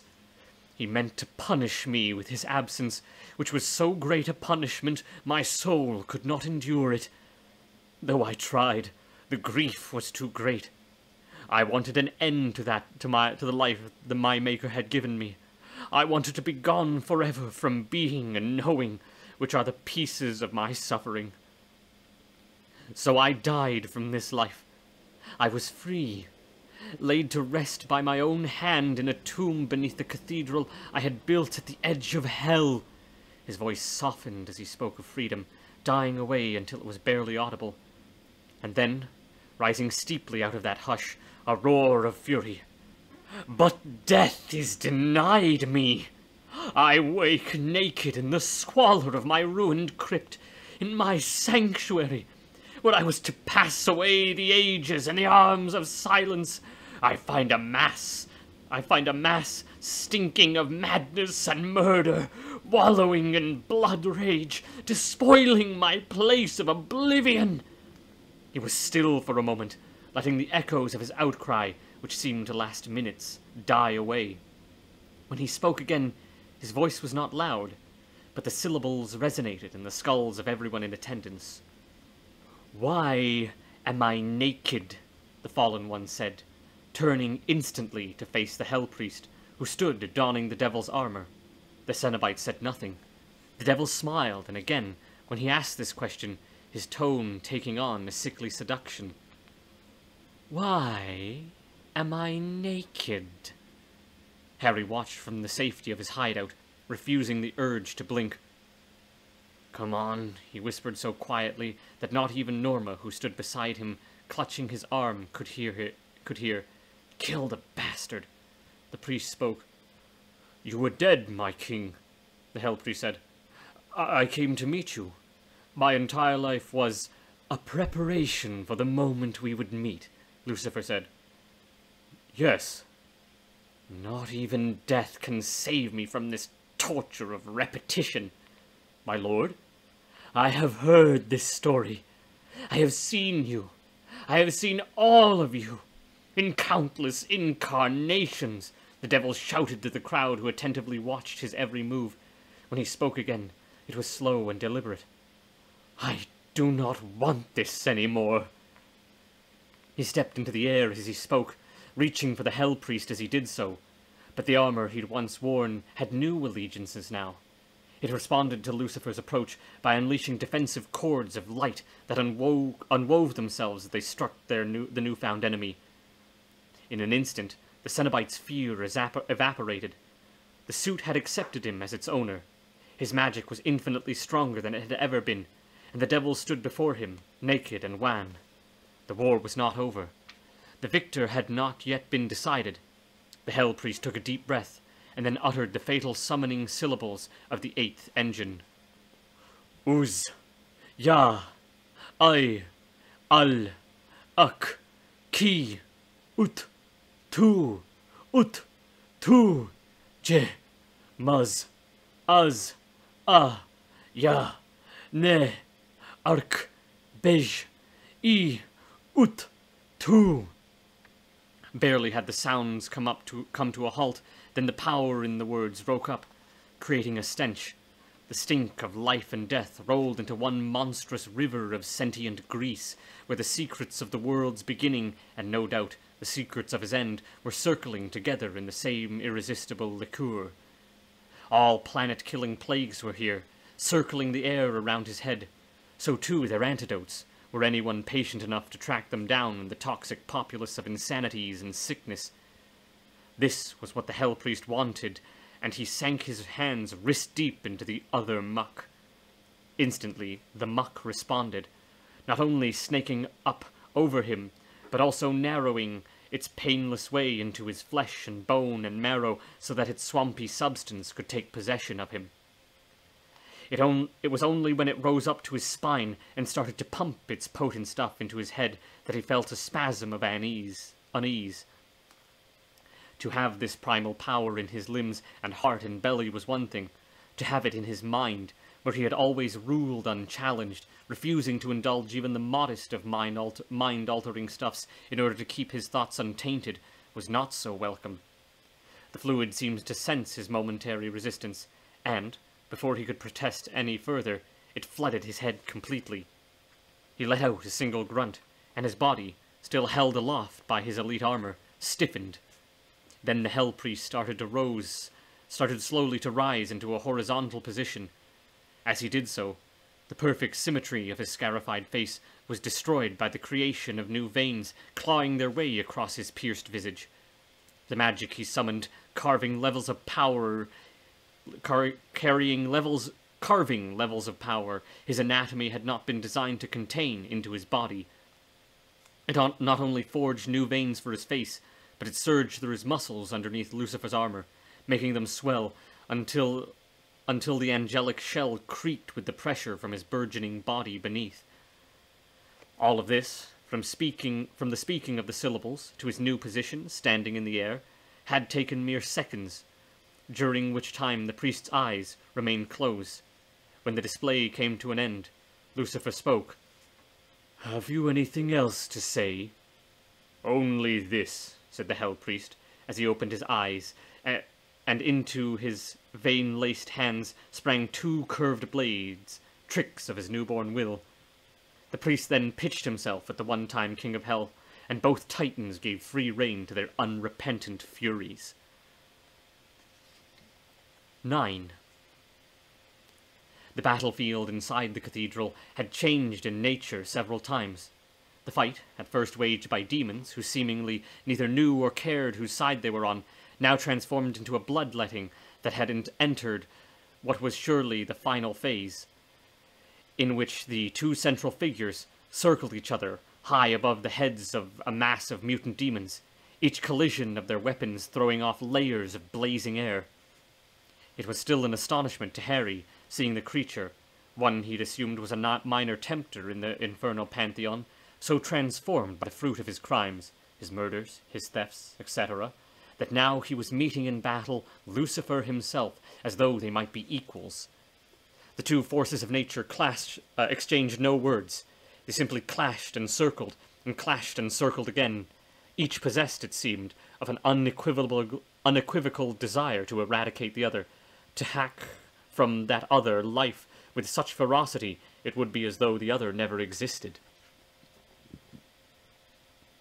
As a result, the clamour of war cries died away. The only sound audible were the din of the Cenobite and the Prince of Darkness delivering their rage-fueled blows.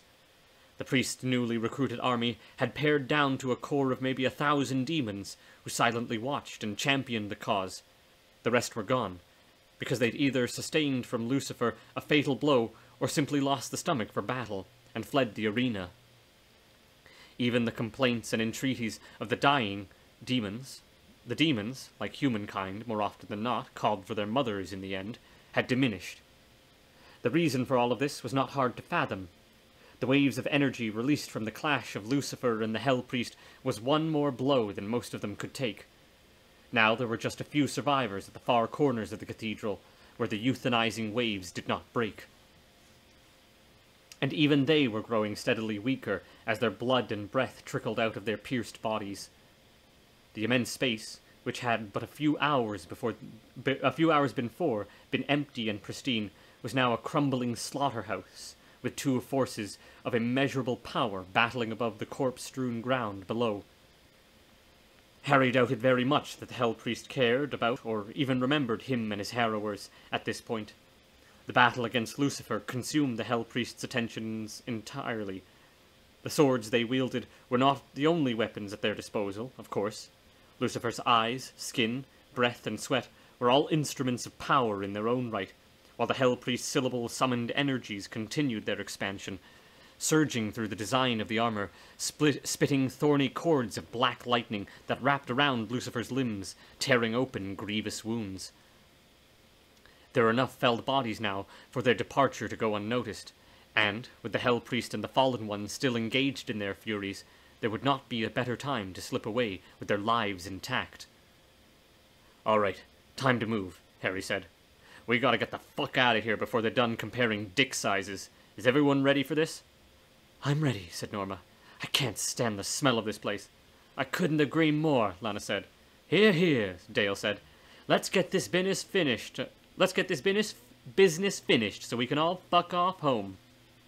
Harry and his harrowers made their way around the fractured ground from which Lucifer had risen up, and moved steadily toward one of the hold walls, unnoticed. Harry kicked one of the bodies out of his way to carve a path for Norma, and, as they moved forward, a deep, booming voice addressed them. "You will bear witness to see how this ends," it said. They all turned to see that the priest's eyes were upon them, or rather, upon Harry. "The story is nearly at its conclusion. You cannot leave now, not before the tale is told." Harry felt his body freeze. Not in attendant horror, but in a physical response to an unheard utterance. He made a move to shout, to save his friends from the same fate, but he could do none of these things. He could only feel his body turning against his will to face the furious battle that raged overhead. The priest had ensnared Harry. He was enthralled to the Cenobite's edict. Witness. Harry had objected to the priest's demands, but from the very outset had played directly into them, he now realized. He had borne witness to the priest's great exodus, the resurrection, and was now forced to watch the final victory. The priest, it was clear, was not about to let Harry escape until this terrible story was at an end. It would seem Dale's prescient advice was for naught. Now, when the will to look away was strongest, Harry was powerless against his body's dictate. And then he heard his friends' voices in the distance. "Fuck a duck," Dale said. "Fuck him," Kaz shouted. "Let's keep moving. What's he gonna do, stop fighting the devil?" "Kaz!" Lana shouted. "Don't look back. It's what he wants."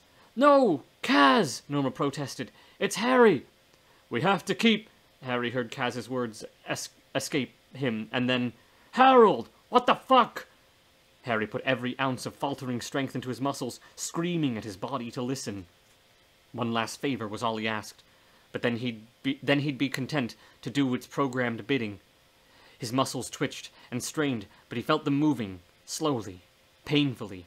At last his eyes met Kaz's. Tears fell from Harry's eyes, and his lips struggled to find the freedom to speak. In a tortured drawl, Harry uttered a single word. "Go!" "No fucking way, Harold!" Kaz began to protest. "Promise me!" Harry begged. Kaz reached for him, and a shockwave spat forth from Harry's body, sending Kaz flying back into the ground. Harry apologized with his eyes. Had he the power to change this, he would. But he only had power enough for one more word. "Promise."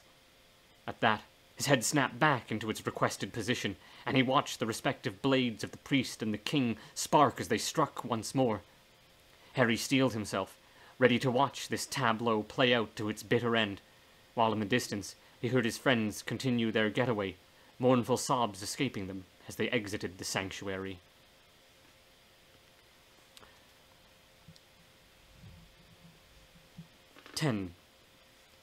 Lucifer and the Hell Priest were still locked in battle, though it was clear from the slow strikes of their weapons, and the way their heads hung down between each strike of the blade against blade, they were fighting with the very last resources of energy they owned.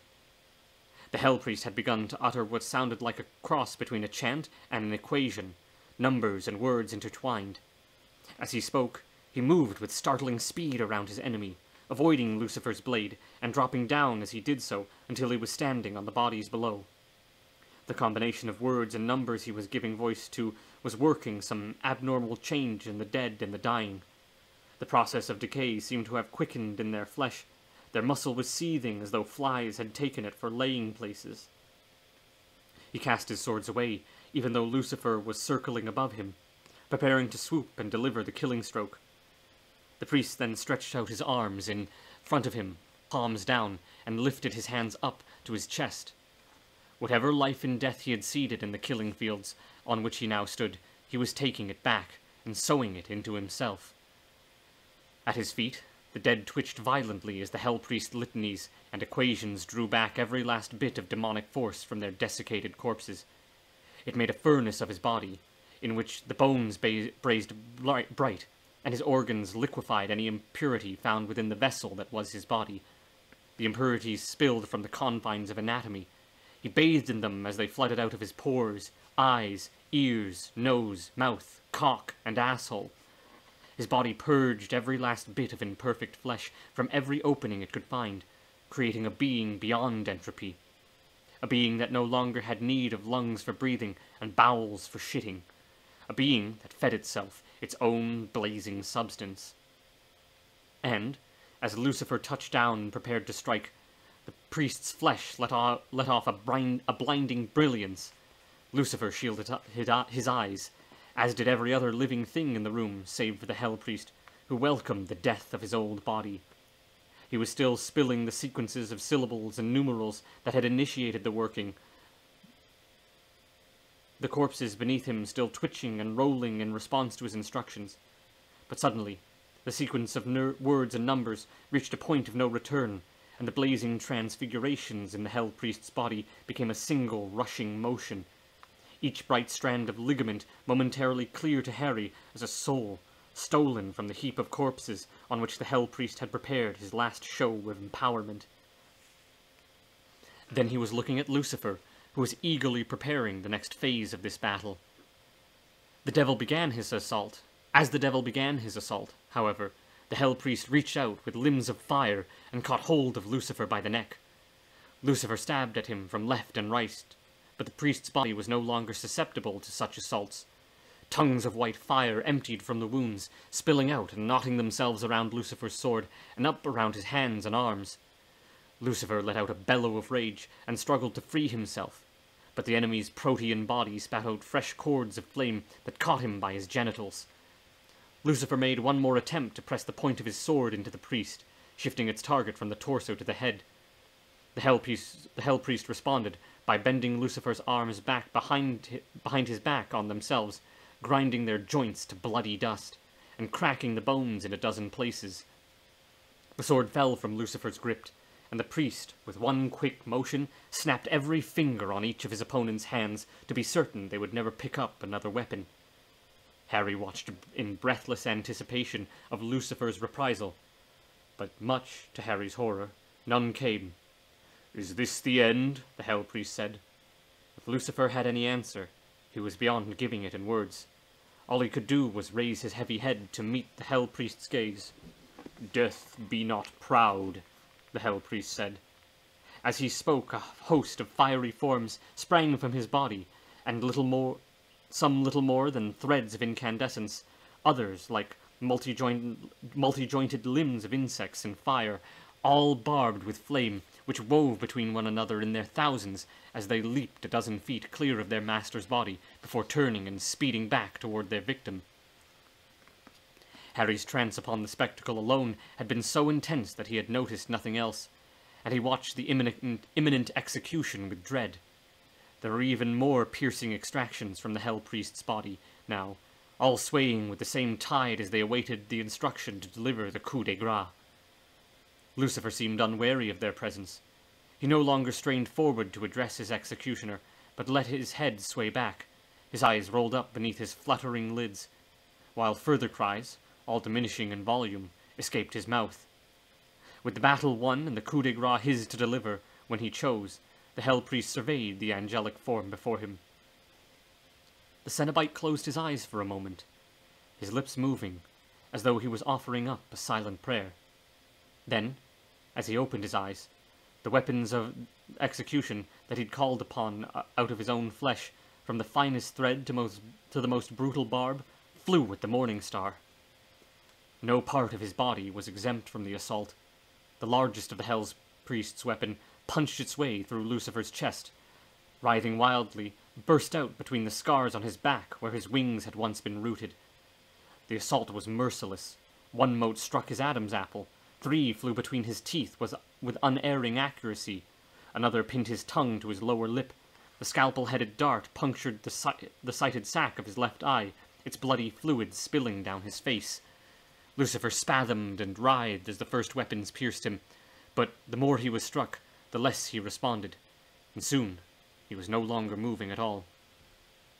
Wounded, in perhaps 1,000 places, he lay still at the Hell Priest's feet. The Hell Priest scanned the cathedral, which was still lit by the energies this struggle had loosed. For all the slaughter that had gone on there would be plenty of survivors. Many more wounds that would have killed a mortal man. Many more wounds that would have killed a mortal man. But there were enough who had survived the battle with barely a scratch. All remaining eyes were on the Hell Priest as he stood triumphantly over his enemy. Cords of energy that had spilled from his anatomy to bring Lucifer down hung slackly from his body, still connected to the two, like napalm umbilicus. The Hell Priest let that hang there, proof to all who had eyes in their heads that he had indeed been the author of Lucifer's second fall. Then, Spreading his arms, he delivered his soliloquy. I know that many of you brought ancient enmities into this place. You had scores to settle, and you came here not because you cared who sat on the throne of hell, but because you wanted to murder some enemy under the cover of battle. There were plenty of guilty glances exchanged here, and one or two even made to speak in their defenses, but the Hell Priest had more to say. I am your king now. As such, I command you to put away your vendettas. Forget the past, and follow me out of this place to do a better, more terrible work. The silent seconds passed, and then a great battle cry of affirmation rose from every direction. 11. The hunk of flesh that was now the Morning Star reached out and caught hold of the Hell Priest's foot. Enough, he pleaded. For a moment, the Hell Priest simply stared down at his adversary in disbelief, and began to struggle to free himself. But Lucifer, despite his injuries, had no intention of letting the Hell Priest go. He reached up with his other arm, which had acquired in its shattered state the uncanny fluidity of a tentacle, and seized the vestments he'd once lain down to die in. With his grip on them secured, he lifted himself up and stood face to face with the Hell Priest. His body still pierced in countless places, blood running freely from his wounds, gathering in rivulets that coursed down his legs. Lucifer drove his hands into the Hell Priest's abdomen. The Hell Priest screamed as Lucifer took hold of his guts. The weapons the Cenobite's body had produced to bring the devil down withered now, as the Hell Priest recalled the energies that had fueled them, in the hope of putting up some defense against Lucifer. But the devil had him in his grasp now, and he wasn't about to let his wounder go. Lucifer reached still deeper within the body of the Hell Priest, taunting him as he did so. Spit out some magic, fool! He dragged a length of gut out of the Hell Priest's belly and pulled it, uncoiling the demon's entrails. And stop that wretched din! I thought you liked pain. He let go of the gut, leaving the loop to fall between the Hell Priest's feet. Why would you have these? He ran his broken fingers over the nails on the demon's head. If it wasn't for the pleasure of the pain. Then he balled his fists, snapping the broken ligaments of his fingers back into place. He brought his thumb and forefinger to the Cenobite's face and selected one of the nails from the creature's cheek. He pulled. With a little persuasion, he worked it out and revealed that more than half the nail's length had been buried in the Cenobite's bone. The Hell Priest was too stricken to do anything by way of reply. Lucifer dropped the nail and chose another, working it free and dropping it again, then moving on to a third and fourth. Blood ran down the grid of scum that covered the Cenobite's face. He was no longer screaming. Whatever agony he'd felt as his entrails had been torn from him was inconsequential compared to the facing he was now enduring. Lucifer was plucking the nails out randomly, his pace quickening. Finally, the demon spoke. Please, the Hell Priest begged him. A protest you've no doubt heard 1,000 times. I have. You traveled across the wastelands of hell and battled Lucifer. You are unique, Cenobite, and yet your life is in my hands, and you're reduced to a simpering cliché. It's... Yes? The Hell Priest shook his head. Lucifer replied by plucking another nail, and then another. Desperate to stop him, the Cenobite began his confession again. It is who I am. Lucifer paused to look at the nail he'd just pulled free from the Cenobite's face. This rusted piece of metal? My apologies. You should have it back. He tore away the collar of the vestments and drove the nail into the priest's throat, hammering it all the way in with the heel of his hand. At that, Harry felt the Cenobite's thaumaturgic grip on his body released. Harry fell to the ground and sucked in great, gasping breaths. Even his lungs had been in service to the priest's whims. Harry collected himself, and content in the knowledge that he had witnessed the end of this scene, and indeed the end of an era, and potentially a war that might have spread over heaven and earth, he began to crawl in the direction of the nearest felled wall. He had no need to watch the killing blow. He only wished to see his loved ones. As Harry made his way out of the sanctuary, the Hell Priest reached up to Lucifer's face and would surely have put out the angel's unwounded eye if he had had the chance, but Lucifer was too quick to lose the advantage. He batted the Hell Priest's hand away. "You had your moment," he said. "Now it's gone, and now it's gone, and won't come again. Say your prayers, child. It's time for bed." Harry exited the cathedral. He could hear all manner of sounds. Shouts were heard from the demons watching the final struggle of the Hell Priest and Devil, moans unintended from the dying, and other sounds that perhaps emanated from Lucifer's attack on the Cenobite. The tearing of fabric and flesh, the breaking of bones. Harry clambered up and over the last heap of bodies and came in sight of his exit. There were still demons lingering around the threshold, apparently uncertain of whether they should venture in or not.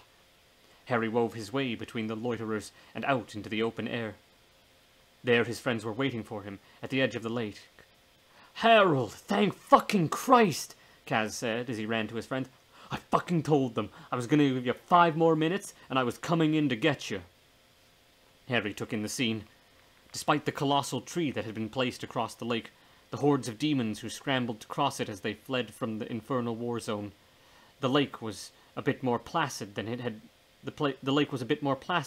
been when Harry and his cohorts had first ventured around the cathedral and the Quoto had been turning its waters into a white frenzy.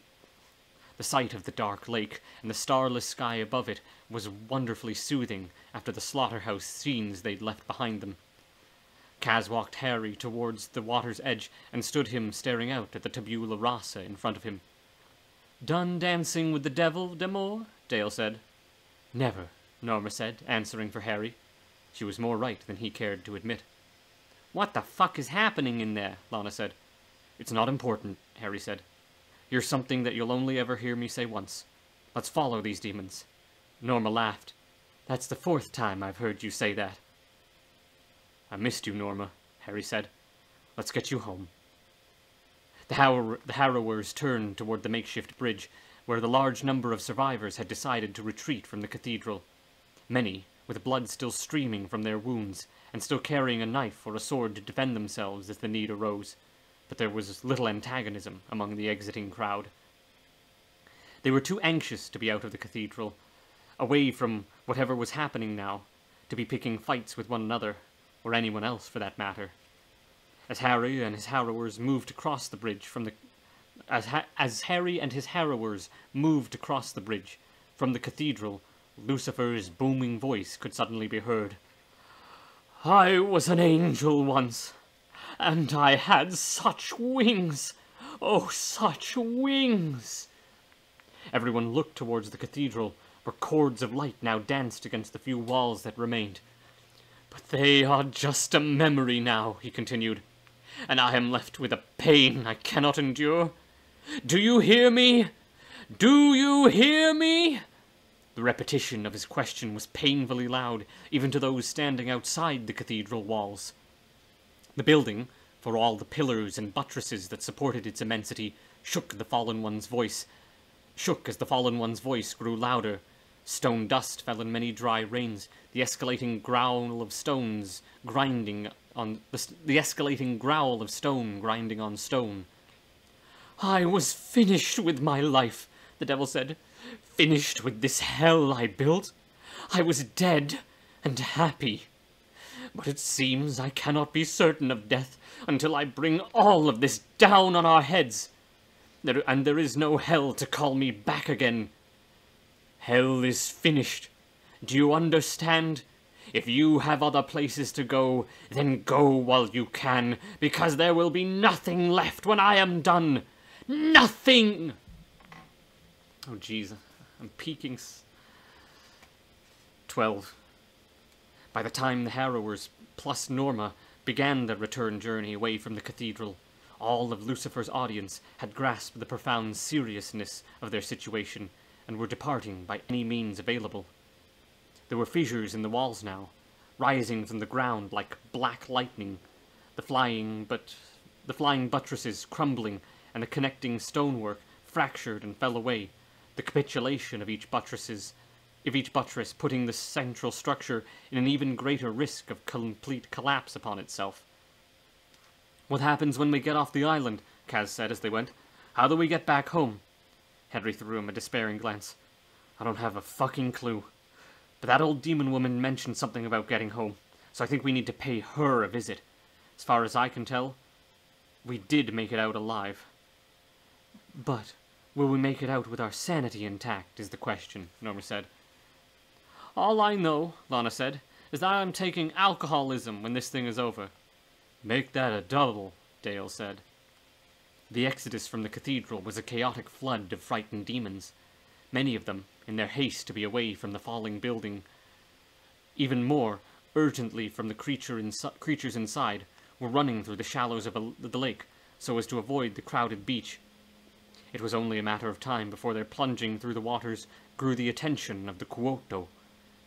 The beast's surface, suddenly, in a great explosion of foaming water, which seemingly dislocated its lower jaw so that it protruded much farther than the upper. It easily scooped up 20 demons in one pass, then threw its head back, tossing its catch down its black throat, and plunged into the lake again, only to surface less than a minute later to do the same thing farther down the beach, closer and closer to the front door. Its appearance did little to dissuade many of the crowd from running out into the water almost immediately, preferring to risk being taken up by the beast than to be anywhere near the cathedral. Their frenzy was understandable. The roof was beginning to collapse now, churning up dust that was illuminated by a flickering blue light from within. There was one piece of good news for the harrowers. The newly constructed bridge that had been placed across the lake by the army of the Unconsumed made crossing back to the beach easier than having to fight for a boat. It wasn't an elaborate structure, but with the Kuoto busy digesting the remaining demons that Harry and company crossed from the body of water that reached the safety, Harry and company crossed the body of water and reached the safety of the beach without incident. They ran at speed, Kaz carrying Norma all the way. When they finally touched ground, it was not far from the demon encampment from which they had originally launched their boats. "We have to get to the village," Harry said. "The old lady will be there." "You all stay here and look after Norma," Dale said. "I'll go. It isn't far." "I'll go with you," Kaz said. Harry, Lana, and Norma found a place up off the beach under the shelter of what looked to have been a small copse in better days, now reduced to little more than a few desiccated, leafless trees. "We'll wait for you here," Harry said. "And if you don't come back in an hour or so, I'm going to come looking for you," Lana said. "I don't trust that old woman." Kaz and Dale headed toward the camp, while Harry did his best to make Norma comfortable on the uneven ground. "What were you thinking, Harry?" Lana asked. "Ha!" Norma barked. "There's a can of worms." Harry's heart warmed. Norma was back in his arms, bruised but alive, and hearing her familiar maternal tone again made him feel like things might just work in his favor for once. He turned to Lana and spoke. "Going through that," Harry said, gesturing towards the compromised structure, "makes me feel a little used up inside. But everything's going to be all right. Right?" The cathedral's demolition continued, though it had slowed now that its walls were, in several places, little more than heaps of rubble. "I don't think that's how life works," Lana said. "But at least it's something you can depend on from the moment we enter this fucked up world. I think babies cry when they're born because they know they're going to be born with the knowledge of all the terrible shit that's going to happen to them. That's why I never had kids. Every life is a death sentence. We just forget it later in life. Like dreams we lose the second we wake up. Whether we worry about it or not, the shit's still gonna fly. The important thing is, we're here, at least for now." "Reassuring," Harry said. "All the more reason we get out of here as fast as we can." Lana looked along the beach. "I lost sight of the boys. Hopefully they're getting some help from that old bitch." "There you are, witness." The Hell Priest appeared suddenly. He walked off the bridge and made his way over to them. The condition of his body so ragged, and his face so utterly devoid of its former symmetry and elegance, that unless he had spoken, Harry would have passed him by unnoticed. Now they stood face to face. The crowd turned past them, and on up the beach and away into the darkness. Demore realized then that his tattoos hadn't let off any alarms in hours. Maybe he'd burned them out. Whatever the case, they'd betrayed him. He crossed in front of Norma to protect her. Lana shut up, readying herself for a fight. "Jesus Christ," Harry said. "You look like hell." "My witness. My faithful, unerring witness. It's gonna make a hell of a book, Pinhead. It is a shame that you will not see its end now. You live in the dark, Demore, and that is where you will remain," the Hell Priest replied, and so saying, he raised his hand to his face, whispering an indecipherable incantation. The words ignited in the cage of his blackened fingers. "Still more tricks," Harry said. They've done enough wonders for you so far." He moved to the right of the demon and took 2, perhaps 3 steps down the beach to better position himself for a fight. But the Hell Priest had other plans, and against his will, Harry felt himself once more lose control of his body. "Fucker!" Harry shouted. "Harry?" Norma called out. "No!" Lana screamed as she advanced. "Away, cunt," the priest said to her, "or I'll see to it that your punishment far outweighs your crime." "Norma, Lana, let it go," Harry said. "This is between me and Pinfuck." Harry's eyes began to prick. "Christ, what are you doing?" His heart quickened. Not beating, but hammering, and with each hammer blow, the pricking worsened, as though invisible hands were steadily pressing white-hot needles into his eyes. He tried to blink, but his lids refused to close. The Hell Priest had turned to watch him, Harry's eyes catching a gleam of that cold blue light that Lucifer was emanating. As the pain increased, darkness crept in from around the edge of Harry's sight. "Look your last, witness." Though the priest still had magic, the strength of his workings had clearly left him, and the workings on Harry's body was nowhere near the paralyzing thrall the priest had held over him in the cathedral. Harry fought the magic and reached out, making contact with the Hell Priest's cold, wet body. His fingers found something to hook themselves under, though whether it was torn flesh or a portion of the Hell Priest's stolen vestments, Harry neither knew nor cared. "What do you want from me?" Demore said. "What am I to you? I need my eyes. I'm a detective." "You should have thought about that before you turned your back on your duties." The darkness encroached at ever greater speed, and Harry could no longer take in the Hell Priest's face in a single glance, but needed to scan it through the iris that was closing his vision down. He could see nothing in the demon's face that suggested there was any reprieve to be had. There was only the cold light reflected off the fallen one in his eyes. The rest, what had once been a kind of perfection, was ruin. "This has been your life," said some cold, steady voice in him, apparently immune to the terror that had confounded the rest of his thoughts. "You've wandered among evil things, seized by a sickly intoxication that allured you to play the role of hero, while all the time you've been indulging an addiction." This wretched clarity was more than he could bear. Why now, of all times, did his brain choose to make such a damning judgment? It became a loop that now receded behind the ever-darkening terror. And then, every last pin-drop of sight was gone. 13. The noise of the demon's chaotic departure became more ragged after a time as what had been a solid flow eventually diminished. The wounded came now, many gasping for breath, as they did their best to climb the beach, often moaning with pain, some even weeping quietly. It was one such demon's whimpering that woke Harry. All track of time was lost as he lay there on the stones, the side of his face stinging from the wounds he'd sustained wherever he'd landed. "Hello?" Harry said. "Lana? Norma? Anyone?" "Harry!" Harry heard Lana's muted voice calling out to him.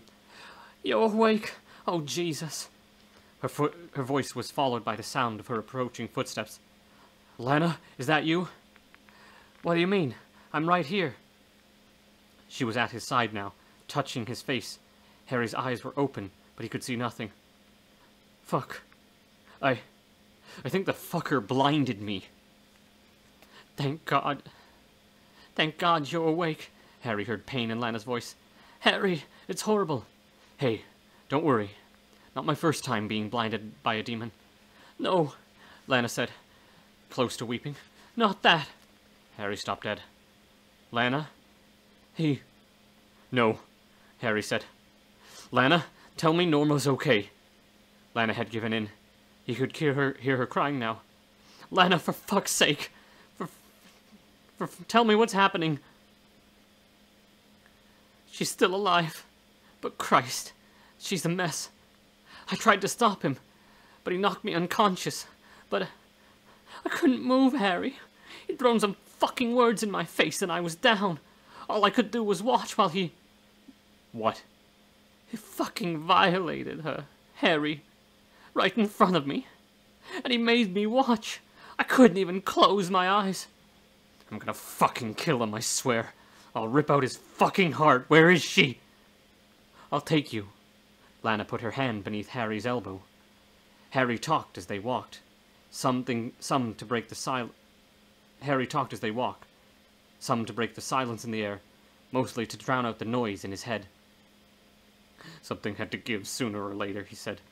The number of times I should have been the one in the body bag, but somehow always unharmed. A few broken bones, never anything serious. Norma used to say I had an angel looking out for me. She said she'd seen it sometimes when I came to her. But I guess it had other business today. Easy now, said Lana. I got it, Harry said, climbing to the slope of the beach while loose stones were sliding away beneath his boots. Slowly. How much further? 2, 3 strides, and then it started to level off again. Can you see Norma? Yeah, she's lying where I left her. How is she? She's still breathing. I knew she wouldn't let go till you came back. Thank God you woke. It's just a few more steps. Norma? Norma, it's Harry. The old lady murmured something. Lie still. Lie still, Harry heard Lana instructed her. But Norma had fashioned a life out of creating her own loss, and she wasn't about to start taking orders now. What did he do, Harry? Tell me. No lies. Just tell me, what did he do? The pain... Harry heard the pain in her voice. It hit him like a blow to the gut. I always wondered what the world looked like through your eyes, he said to her. Now I know. Oh, child. Lana took her hand off Harry's elbow and stepped back to allow Harry to settle it down into a cross-legged position. Norma immediately reached up and found his face as easily as she would have had she been sighted. She stroked his unshaven cheek. So you're not hurting? No, but you are, aren't you? Lana told me the fucking... Don't waste your breath, Harry. There's other stuff we need to talk about. Just you and me. Lana, would you give us a moment? Absolutely, Lana said. I'll be waiting nearby. Just yell if... They'll hear me in Detroit if there's a problem, Harry said. At that, he heard the fading sounds of her feet crunching on the stones as she left Harry and Norma to share their last words together. She might be your soulmate, Harry. Come on, Norma. We both know I don't get one of those. People are complicated. Of course, a lot of the time they're putting on faces. At least while they're alive. But once they're dead, you know, they stop all that nonsense. So you'll get to see the truth. And it's so much richer and stranger than you'd ever guess from having looked at their masks. She was no longer speaking in the raw, hesitant fashion she had been using when Harry first got to her. Now she talked in an urgent whisper. I've left all the instructions with a man named George Embison. What instructions? For what happens when I'm gone, which will be very soon. Norma, you're not going to... Yes, I am, Harry. And you do neither of us any favors by wasting time with platitudes. My body's meat, pure and simple. and all Pinhead did was hasten me towards my exit, for which I am not ungrateful. To be honest, I need to die a while, get my appetite for life back before I choose new parents, and set back into the game with all I've learned hidden away at the back of my soul. It's going to be quite a life next time round, knowing all that I know. I wish I could be with you. You will be. You will, no doubt. Would I lie to you? She said, with genuine indignation. We'll be together. Different faces, same souls. So don't grieve. Just take up where I fell off. You mean helping the dead find their way? Damn right. What else are you going to do with your time? Harry allowed a short, disbelieving laugh to escape his throat. You knew it'd be me. No, I didn't actually. That's a complete revelation. I can't help the dead, Norma. I know nothing about them. You knew enough to get down into hell and save my sorry soul. And that ended up great for all of us. You think this is a fuck-up? Of course it is, Harry said. You're dying. Harry, Harry, she soothed him, stroking his face. Listen to me. Things are never the way they seem. You did what you thought you should, because you're a good man. You came down into hell to find me. Into hell, Harry. There aren't many people who drive to Jersey for their own mothers, never mind venturing into the abyss for some old, blind, half-crazy woman. You're not... Listen to me. It wasn't about me in the end. It was never about me. I was just the bait. I don't understand. I don't either, if it's any comfort. But think about it. Think about how things have changed down here, in this place itself, obviously, and within you. I'd be willing to wager. All because you chose to come looking for me. So, somebody set this all up? Is that what you're saying? Not at all. That's magical thinking. But you said you were bait, and that means there had to be a fisherman, doesn't it? Norma took a long moment to think through this before she replied. We're all in it together, Harry. We're all pieces of the fisherman. I know that sounds like a bullshit answer, but you'll see. When you start to work with the dead, everyone's complicit. The most innocent little kiddies, babies who live only a day, an hour. They still had a hand in things, even their own deaths. I know that's very hard for you to get through your head right now, but take it from someone who spent a lot of time with death. She paused, and Harry heard her make a half-suppressed grunt of pain as she shifted her bruised body. I'm still gonna kill him, he said. I'm fine, Harry, she said. You don't need to worry about me or him. He's just one of the lost and afraid. Everyone's so fucked up. She laughed lightly. It isn't really funny, she went on, the laughter subsiding. The world's soul is sick, Harry. Crazy sick. And if we don't each do our part to try and get to the root of its pain and burn it out, then everything is for nothing. So what can I do? I can't answer all your questions, Harry, Norma said, her reply tinged with an unsettling remoteness. They're not all going to get answered. You need to accept that. How about we split the difference? I'll acknowledge it, but I won't accept it. Norma reached out and gripped Harry's arm, seizing it with the accuracy and strength that astonished him. I'm happy. Just us. You really happy? Harry said.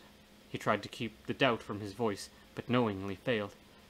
Of course, Norma replied. With each syllable, her voice grew weaker. I'm gonna miss you so goddamn much, Norma. I love... But she didn't have the strength to finish. She trailed off as the breath that had carried her words ceased, and with a barely audible click in her throat. He didn't need to speak her name and have his call go unanswered to know that she'd taken her leave. He reached out, tentatively, in hope of finding her face so as to close her eyes. To his surprise, his fingers found her cheek with the same uncanny accuracy he'd seen her demonstrate. The image of what he's doing appeared in his mind's eye, like fixed like a painting, attempting to close the eyes of a blind woman after death. It was easier than he wanted to be. Her eyelids obeyed the slightest touch of his fingertips and closed forever.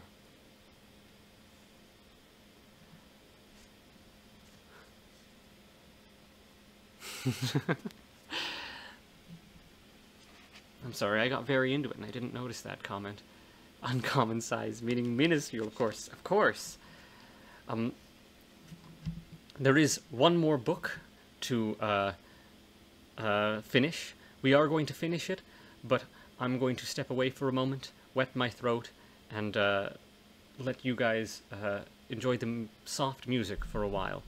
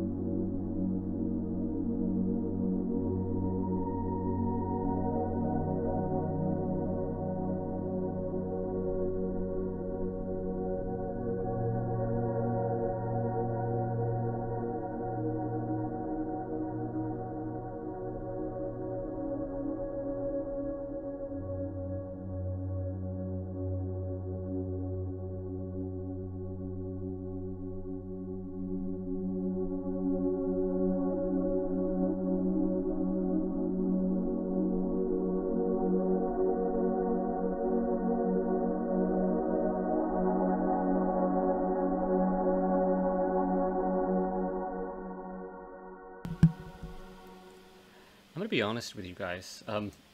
Norma Payne's death gets me every time. Clive Barker is so good at setting up this, what feels like a very real friendship, and what feels like a very old friendship. And that little speech she gives, where she talks about, you know, being broken and afraid and the soul sickness of the world, it's beautiful. The Scarlet Gospels is one of my favorite books. I don't know. I regurgitate it all the time. It's wonderful. I got myself a little bit of hot chocolate, Mexican hot chocolate, not any of that Nestle shit. But I got some hot chocolate to steady my nerves, and let's finish this thing, shall we?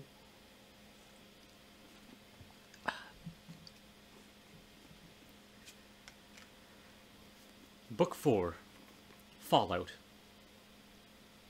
New Vegas. I couldn't. Okay, I'm sorry. All right. Let's do serious.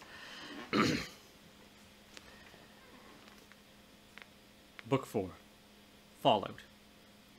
Out of suffering have emerged the strongest souls. E.H. Chapin. 1. Lucifer, once the most beloved angel in that incandescent dimension that mortal men call heaven, exiled from its glories by the powers of his creator, thrown into a place of rock and darkness where, in defiance of his creator's torments, he made a second heaven, or at least attempted to, which mortal men had come to call hell, stood amid the wreckage of his cathedral and planned for a second time his farewell to life. He wouldn't make the same mistakes this time as he had the first. There would be no cathedral to serve as a place of pilgrimage for those who wished to meditate on the injustice and tragedy of his story. Nor would the underworld be populated by the bastard children of the damned and their tormentors, the latter, rebels like himself, thrown down from heaven for conspiring with him to rule its throne. Enough, he murmured to himself, and then raising his voice to a bellow that it could be heard at the farthest reaches of hell. Enough! The shout caused the stones on the beach to leap up as if in terror, and then drop and rattle down the incline toward the lake, whose surface was also stirred into agitated motion. Kaz and Dale had failed to return, and rather than wait at the side of their departed den-mother, Harry and Lana set off in search of their friends. They had just reached the Azil's encampment when Lucifer unleashed his shout, and the noise brought the old dreadlock demon woman out of one of the shacks. She had a knife in her hand, and her locks were in disarray, as though she'd been interrupted in the middle of something important and physically demanding. Upon seeing Harry and Lana at the edge of her property, she waved the knife in the air with a wild threat. "What do you do here?" she demanded. "Have you seen our friends?" Lana asked. "No, please. Now going," the demon woman hissed. "But your tone is so convincing," Harry said. "Really," Lana said to the demon woman. "I'm sure you wouldn't mind if I look around, do you?" And so saying, she headed straight for the demon's tent.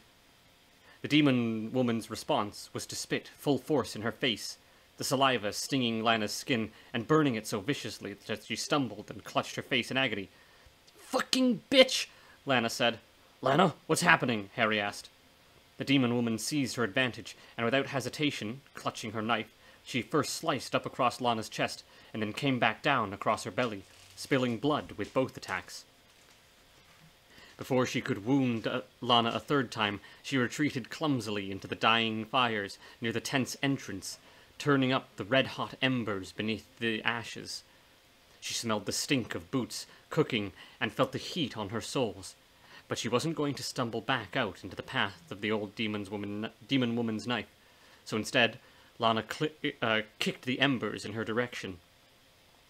The demon loosed a stream of curses as they sprayed in all directions and met her flesh. "Don't worry, Harry," Lana said. "I got this." The demon, as if in response, took 2 unhindered steps before she came at Lana again. But this time Lana was ready for her and dropped down to avoid the swing of the old woman's blade. Then Lana threw herself at the demon and grabbed her by her neck and knife arm, shaking the latter till the demon released her knife. With the demon woman unarmed, Lana released her scaly arm and put both of her hands to the old woman's neck. "Where are our friends, you ugly cow?" the demon woman hissed by way of reply. The wounds she'd given Lana hurt, and the pain fueled her rage. "Fine. I'm just going to kill you now," she said, half meaning it, "and throw you in the fire, then find myself." "Crazy woman, man! Slaughterer of demonation!" "I'm happy you've been paying attention, cunt," Lana said, tightening her hold on the woman's throat. The old demon woman's strong, bony fingers pulled at Lana's hands, desperately trying to loosen Lana's grip. But the half of Lana that truly intended to strangle the life from the demon had her pressing her thumbs side by side against the demon's windpipe. The old woman started to make a nasty, rattling grasp, and her hands lost the strength and slid away from Lana's, whose sanity prevailed as she finally let go of the demon completely. The old woman dropped to the ground, using the first available breath to begin cursing Lana again. Lana picked up the old woman's knife and tucked it through her belt. "Sticks and stones, bitch," she said. "Come on, Harry." "Wait." Harry held Lana at bay, turned in the direction from which he'd heard the demon woman's hissed curses, and addressed her. "You said something about worms leading the way out. Tell me what that means. Are there wormholes we can travel through? Answer me!" You die now is what meaning," the demon woman said. The toe of Lana's boot met the demon woman's mouth, and the demon flew back several yards, landing on a twisted heap. "Wrong," Lana said, rubbing her face to clear the last bits of the demon's toxic phlegm. Lana then grabbed Harry's arm and led him inside the tent. There was a small fire burning inside. The smoke vented through a hole in the middle of the roof, and by its light she saw Kaz and Dale kneeling with their backs to the fire, staring at the blank wall. Their hands were crossed behind them, as if they were tied, though they weren't. Lana went to them. "Christ, guys, talk to me." "Are they alive?" "Yeah, she has them tied up, or under some sort of trance, but they're alive." Lana grabbed Kaz's hands in an attempt to establish contact and break the manacles of his mind. A shudder passed through his body by way of his response, and he made a muted, wordless sound, as though talking in his sleep. Lana went down on her haunches, and with her back against the shack wall, and looked at Kaz's face. His eyes were wide, and his mouth tight. He stared straight ahead of her, beyond her, his gaze unshifting. "Kaz? It's Lana. Can you—" "Hey, you fucking guys," Harry broke in. "We've gotta go. Lucifer is making a hell of a bark, and I don't want us to be here when he decides to bite." Kaz made the same wordless noise he made before. Lana moved her open palm back and forth in front of both Dale's and Kaz's eyes. Neither of them blinked. "Assholes! Listen to Harry! You're not even tied up," Lana said. "That old bitch just got you believing you are, and you're not gagged either. Do you hear me?" Again, the muted noise from behind sealed lips. "It's a trick, that's all," Harry said. "Some stupid incantation. Kaz, your tattoos should be able to get you out of this one." Harry and Lana waited for some response. None came. "Nothing," Lana said. "What the fuck are we gonna do? We can't carry them out like this." "Wait," Harry said. "Their eyes are open, yes?" "Yeah," Lana said. "They're not even blinking. It's creepy as hell. Are they staring at anything in particular? Is something in their line of sight?" Lana glanced at the wall in front of Kaz and Dale and saw that painted on the tattered sheet from the wall, which was made from a quartet of hieroglyphs, arranged so close to one another they almost touched. Dale and Kaz's eyes were fixed upon the glyphs. "Ha!" Lana said. "Harry, you're a goddamn genius. There's something painted on the wall, and they're staring right at it. What should I do?" "Erase them. Wash them off. Obscure them. It doesn't matter. Just make them gone." "Can do," Lana said, putting her hand to her chest wound and wetting her palm with blood. She went to the wall and wiped the blood over the hieroglyphs, obscuring them completely. The release was immediate. The invisible ropes, gags, and blindfolds all lost their grip on Kaz and Dale's imaginations. Two men blinked, as though waking from a dream, and looked round at Harry and Lana, their faces screwing up in confusion. "Hey, y'all," Dale said. "When did you get here?" "When you two queens failed to show," Harry said. "We came looking." "Good thing, too," Lana said. "A few more minutes, and I think you would have been that old bitch's dinner." "Jesus," Kaz said. "Really? The last thing I remember was getting to the edge of this village and then this. I'd be willing to wager that old bitch knew some even older magic. I don't know how else she would have made it past your tattoos. Harold, why aren't you looking at me? It is rather odd, Dale chimed in. And where's Norma? Harry pursed his lips and gave a single slight shake of his head by way of reply. Dale grabbed Kaz's hand and squeezed hard. Kaz squared his jaw and took in a deep breath. No words were needed. The message had been received. Right, Kaz said. I'll have my own private apocalypse later. Right now, what's the plan? The plan, Lana said, poking her head out of the tent, is to find that wormhole the old bitch was... But the old demon woman was gone. No trace of her to be found. Fuck. I should have just killed her. Nah, Harry said. It's better that she's somewhere, rotting for the rest of eternity. The harrowers headed back the way they came, while Lana told them what Pinhead had done to Harry and Norma. I can't believe it, Harry said. Neither can I, said Harry. But we can't focus on that right now. We'll never do what it is we have to. Which is, Kaz said. Find a way out of this place, Harry said. That old demon woman said there was a way out. She also said she'd help us, Kaz said. Maybe she meant turn us into helpings, Dale said. Old Cow didn't exactly have a grasp of the language. No sooner had the words escaped his lip than a bright light illuminated their entire field of vision. The ground shook and the stones beneath their feet rattled. What the fuck was that? Harry asked. I don't know, Kaz said, but it's bright as shit. The harrowers headed off between the trees, swallowed up by darkness, in a few strides. That's got to be Lucifer again, right? Harry asked. They came to a clearing, and the source of the light became all too evident. Oh, Jesus God, Dale said. Lucifer isn't in the cathedral anymore, Lana said. He's glowing. Glowing? Harry asked. And he's floating over the lake, Dale said, kicking up the waters something fierce. I think I knew that, Harry said. My ears seem to be making up for their eyes. I can hear the water going crazy. Crazy's right. Kaz stopped. Wow. What? Harry said. He's flying up now. Fast, Lana said. And that fucking sea beast. The Quoto? Harry said. That's the one, Lana replied. It's coming after him. God damn, it's big. It's riding a reverse whirlpool or something. Fucking A. The words to describe the sight seemed to fail them all. It was too immense a spectacle. The circling waters in a foaming frenzy, the massive serpentine form of the Quoto rising out of the vortex, empowered by its spiraling energies, and the light from Lucifer's body growing brighter as he climbed the air, with the Quoto following close behind him. The creature was defying the limitations of its anatomy with this flight, but Lucifer had it hooked by some invisible barb and drew it up from above. Oh gosh. Lucifer had it hooked by some invisible barb and drew it up above, just as the waters had cast it skyward from below.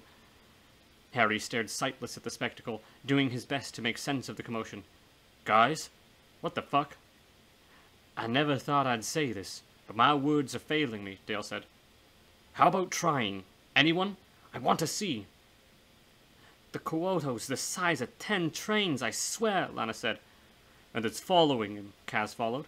Going? Up and out of the lake. Why? Before any of them could venture a guess, Lucifer answered the question for them. 2. Lucifer, the fallen one, the star of the morning, had lived and died in his underworld beneath a hated sky. God had set it in the heavens above Lucifer's prison kingdom, as a stone might be rolled in front of a tomb, to seal in the dead's corruption so that it could never befoul the world. Now, finally, rather than take his battle inward, Lucifer reacted outwardly for the first time in millennia, and struck out at the stone ceiling, his strength fueled purely by rage. The Quoto was still rising up out of the vortex, its body far vaster than even the Lord of Hell had anticipated. Yet he drew it up without effort. Although it roared at its displeasure at being ejected from its natural habitat, its breath stinking of dead meat, and its entrails, it wanted Lucifer in its belly more than anything its hungry eyes had ever settled on. and for that reason alone it didn't fight to free itself from the hold that had been placed on it. Soon it would catch up with the morning star and swallow him whole. He was so close, just a tiny distance beyond its gaping maw. Any moment it would have him. But no, Lucifer kept rising, and the Quoto came after him, coil upon coil rising skyward from the vortex now 1,000 feet below. On the beach, the harrowers, who still retained their sight, watched the spectacle in silence. At that moment, all the commotion, all those layers of sound that had steadily escalated as Lucifer prepared to start the waters spinning, had now ceased. Even the roar of the vortex became remote. The hush lasted 2, 3, 4 heartbeats. Then Lucifer drove the Quoto into the sky's limit, and the beast crashed into the surface. Upon impact, there came a single thunderous boom, which started some distance away and then reverberated across the heavens. The Quoto loosed an unholy, chthonic cry of pain, its last living act, and died, plummeting from the sky towards its watery grave. "What the fuck was that?" Harry screamed, his hands going to ears. "Jesus, it, hit the sky." "The stone?" "Hard," Kaz said, "and there's a crack opening up. More than one, actually. A lot more. Fuck, there's cracks spreading over the whole damn rock. And where's Lucifer? He's right up against the stone, forcing the cracks open with his light. And the Quoto? Dead. Falling. I've never seen anything like it." "I got the picture," Harry said. "He's going to crack the sky open," Lana said. "Are we going?" Dale wanted to know. "Are we going to wait for the musical number?" "We're going," Cass said. "Right, Harry?" "I've seen all I wanted to see," Harry replied, unsmiling. "So let's get going," Lana said. "Lead me the Norma," Kaz said, "and we're as good as ghosts." The fresh fusillade of noise from overhead as new cracks opened in the stone, spreading from the fissures that were already gaping in the surface. A litter of fragments dropped from the cracks, seeming inconsequential for the first few seconds of their descent, but rapidly revealing their true immensity. It wasn't only their size that was deceptive, so too was their course. The relation between the fracturing stone above and the lay of the land below was misleading. Shards of stone that seemed certain to fall on the beach near, if not directly upon, them fell many miles back, somewhere in the vicinity of Pyratha, or thereabouts, while pieces that seemed destined to land a long way off came down in the water close to the shore. The largest of these slivers, a piece of rock the size of a dozen houses or more, hit the water 100 yards from the shore, the impact sufficient to throw up a plume of water that challenged the cathedral for height. The drizzle of falling shards was rapidly becoming a deluge as Lucifer's inquiring light pressed deeper into the fractured surface of the sky, breaking off more and more fragments of heaven. One slab, easily as big as a car, headed straight for the beach where Harry and company were currently standing. "You've got to be shitting me," Kaz said. "What's... No time for questions," Lana barked as she shoved Harry out of the way. The slab sailed past Damore's head, missing his scalp by a whisper, and then disappeared without a sound into the line of trees behind them. Everyone stopped dead in their tracks. "Whoa," Harry said. "That felt big. Where the hell was the crash?" The car-sized slab of sky had sufficient size that its landing would have been enough to make every tree sway from its roots up to its topmost branch, shaking down the leaves as it did. Instead, the slab sailed over the heads of the harrowers and was swallowed whole, just as though it had never existed. "Did y'all see what I just saw?" Dale said, his jaw slack. "No," Harry said, "and I'm starting to think you guys are doing this on purpose." "Holy shit," Lana said. "Harry, I think we've found our way out." "Holes of worms leading the way home. Fucking A," Kaz said. "Wormholes, Harold. You were right. That's what the old bitch was talking about. We have our way out of this. Come on." Lana led the way to Norma's body. Upon seeing his friend's crushed and lifeless body, Kaz faltered for a moment, but stayed his course. "Jesus Christ," he said. "I wasn't ready for that." "This was never in my dreams," Dale said, his voice shaky. After a moment of recalibration, he bent over, picked up his old friend, and draped her corpse over his left shoulder. "Let's do it," Kaz said. We wouldn't leave without her. We said we wouldn't leave without her. Together they marched out across the inland edge of the trees into a landscape of piled obsidian boulders. Here the deteriorating heavens shattered with loud cracks as they struck the obsidian. The shrapnel that sped off in all directions from these bits was potentially lethal, ricocheting off the black boulders like bullets. Heads down, the harrowers wove among the boulders to find their wormhole. Jesus, Harry said. How much longer is this going to keep up? From the looks of it, I think he aims to flatten all of hell, Kaz said. That does appear to be the plan, Dale agreed. On the heels of Dale's reply came 3 monstrous thunderclaps, louder by magnitudes than anything that had preceded them.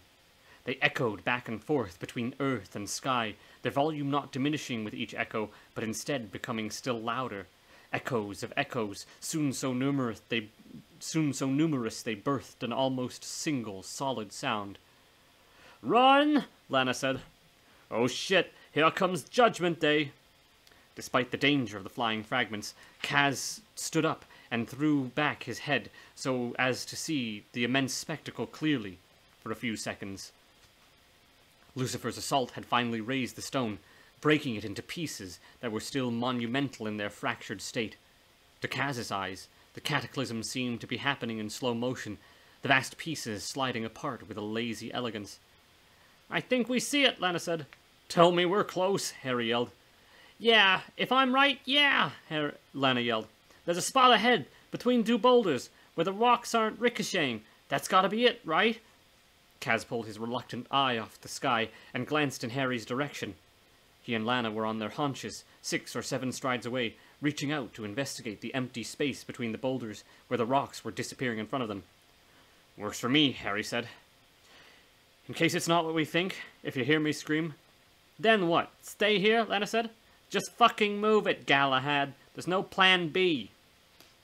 Before Kaz could watch his friends enter the wormhole, there was another thunderous clap. Kaz turned his head to see the source of this sound, and in that moment, he finally understood the piece of what drove Harry to do the things he did. Harry found himself suddenly hungry for another glimpse of the dying sky. The pieces were falling faster now, preceded by a hail of stones, monsoonal in its ferocity. It was all Kaz could do to not stand still and watch the spectacle unfold before his wondering eyes. Kaz! Dale was right beside him, pulling on Kaz's arm. We gotta go now, hun, he said. Or not at all. As Dale pulled Kaz towards the wormhole, a massive block of shed stone struck one of the obsidian boulders nearby. It shattered, throwing immense pieces in all directions. Kaz turned and saw that Harry and Lana were already gone, disappearing into the wormhole when he wasn't looking. He hoped that wasn't the last time he'd see his friends. Then, from the corner of his eye, Kaz saw one of the shards coming at them and started to shout a warning, but before he could speak, Dale pulled him into the cleft between the boulders. Abruptly, the dark, roaring landscape and its splintered falling sky were gone, and he and Dale were in another place entirely, where only smears of light, speeding across their path or over the uneven ground they stood on, offered any clue to their location. So this is a wormhole, Kaz said. I reckon, said Dale. Never been in one till now. It's hard to make sense of what's where, Kaz said. Harry? Lana? There was no reply. Where the hell did they go? Do you see them? Honey, I don't see shit. I just hope this doesn't dump us somewhere in the middle of the Atlantic. No, said Kaz. We're going to step out into Times Square, and it'll all have been a dream. His remark was punctuated by one almighty, albeit muted, crash from the other side of the threshold, as the remains of the stone dropped out of the sky over hell, crushing the infernal landscape beneath its bulk. The reverberations leaped at the threshold and disappeared their energies through the broken ground, sparking lights that cavorted on the walls and rose to such heights they seemed to converge. Seemingly very far away from Hell's landscape now, Kaz and Dale traveled onwards as the noise of the infernal cataclysmic scene and its attendant vibrations dropped off into silence and stillness. Bon voyage, perdition, Dale said, until we meet again. 3. The wormhole didn't deliver them into the icy waters of the Atlantic. but neither did it set them down on a quiet New York sidewalk where they could have readily found a way to transport Norma's corpse back to her apartment. No, the wormhole was exquisitely arbitrary. It first offered Harry. It first offered Lana, Harry matching her step for step behind, a tantalizing glimpse of a city street. Not New York, perhaps, but civilization, nevertheless. It did not, however, let them exit there. She had barely reported the street to Harry when a shoal of lights blazed by, erasing the reassuring light. "Guess that wasn't our stop," Lana said, trying to keep her tone from sounding hopeless. Whatever desperation she presently felt, it was nothing, she was sure, compared to the thoughts circling in the darkness of Harry's head. "Where are Kaz and Dale?" Harry said. "Any sign of them?" "No, but I'm sure they're not far behind us," she lied. "Don't worry, we've got another stop coming." She wasn't lying that time. Even as she spoke, a new door was presenting itself. It was far less reassuring than the scene that the city street had preceded it, a landscape of black rock and unsullied snow, its drifts being stirred into blinding white veils by a relentless wind. "If this is our stop, we're fucked," she said. It wasn't.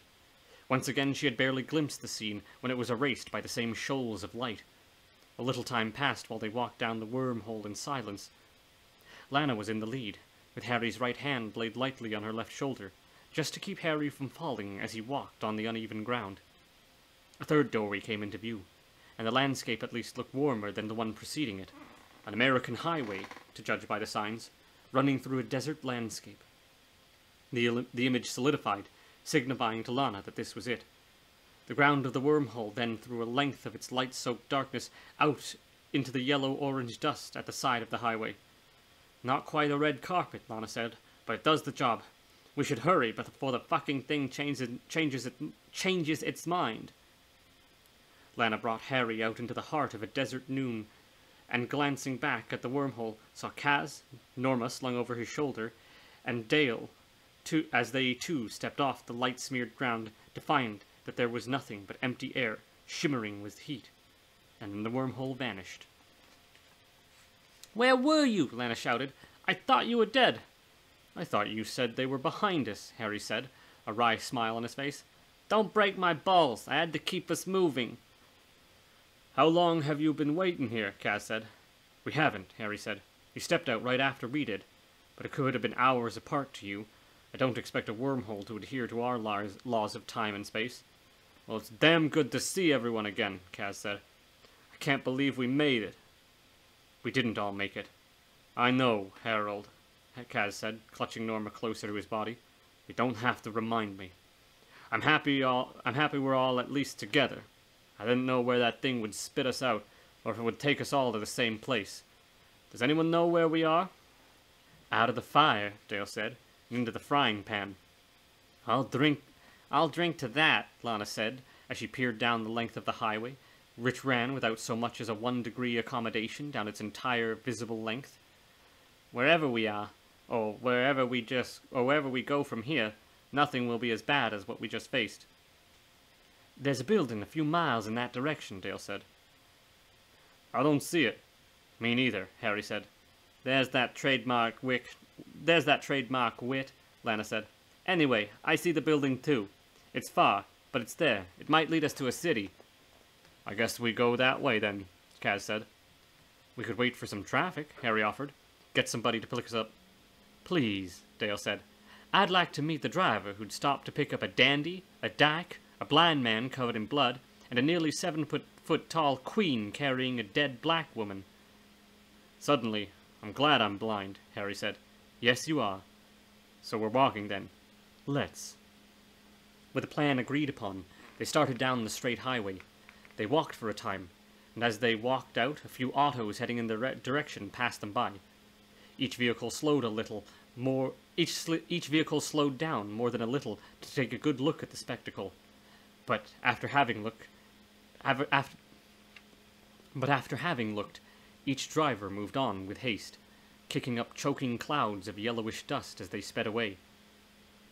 But after the 7th car passed and sped out of sight, Harry began to hear the sound of gospel music.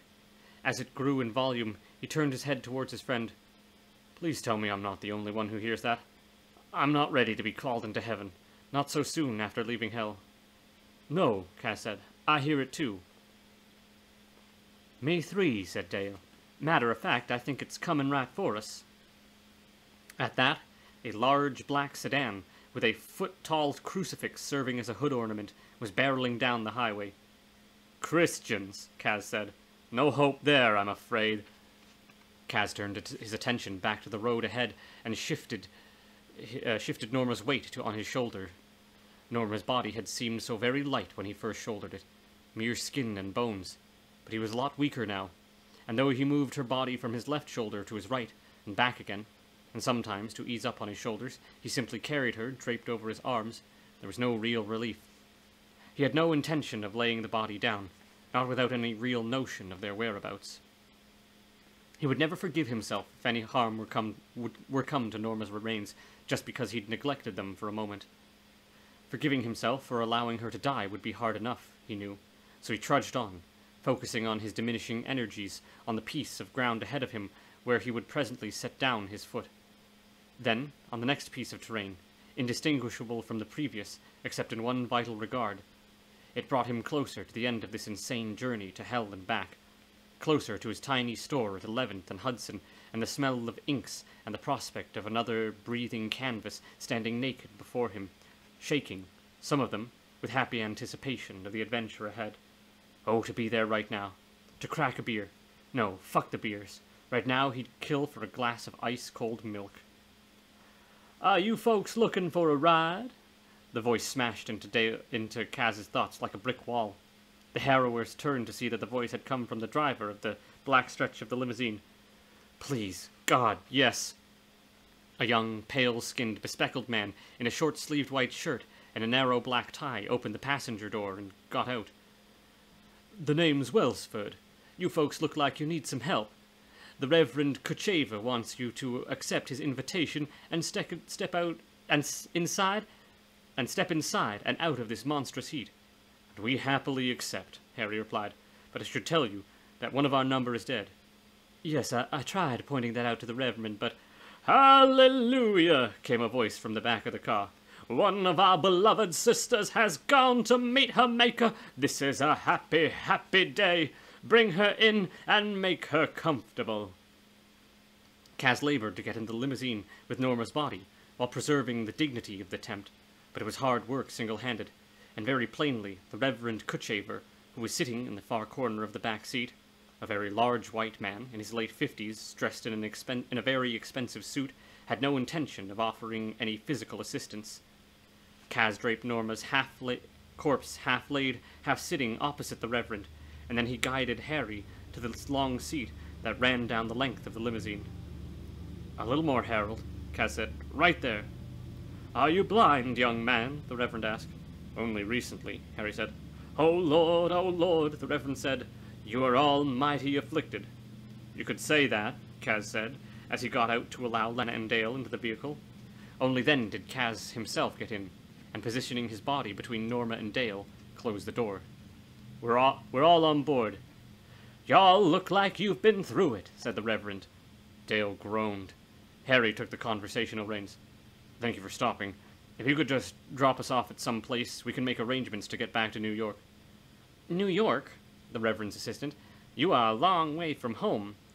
Where are we? Harry said. That's a good question, said the Reverend. Where in the blazes are we, Welsford? It feels as though we've been driving for hours. Arizona, Reverend, Welsford replied, then turning to Harry and company. The Reverend is due at a church in Prescott in, he consulted his watch, 1 hour and 20 minutes. Well, then if it's all right with you, we'll happily travel with you to Prescott, Harry said, and make our arrangements from there. The assistant glanced nervously at Kuchaver, who seemed not to have even heard Harry's proposal. Welsford was staring with intense fascination at the rest of the harrowers. Is that all right with you, Reverend? Welsford asked.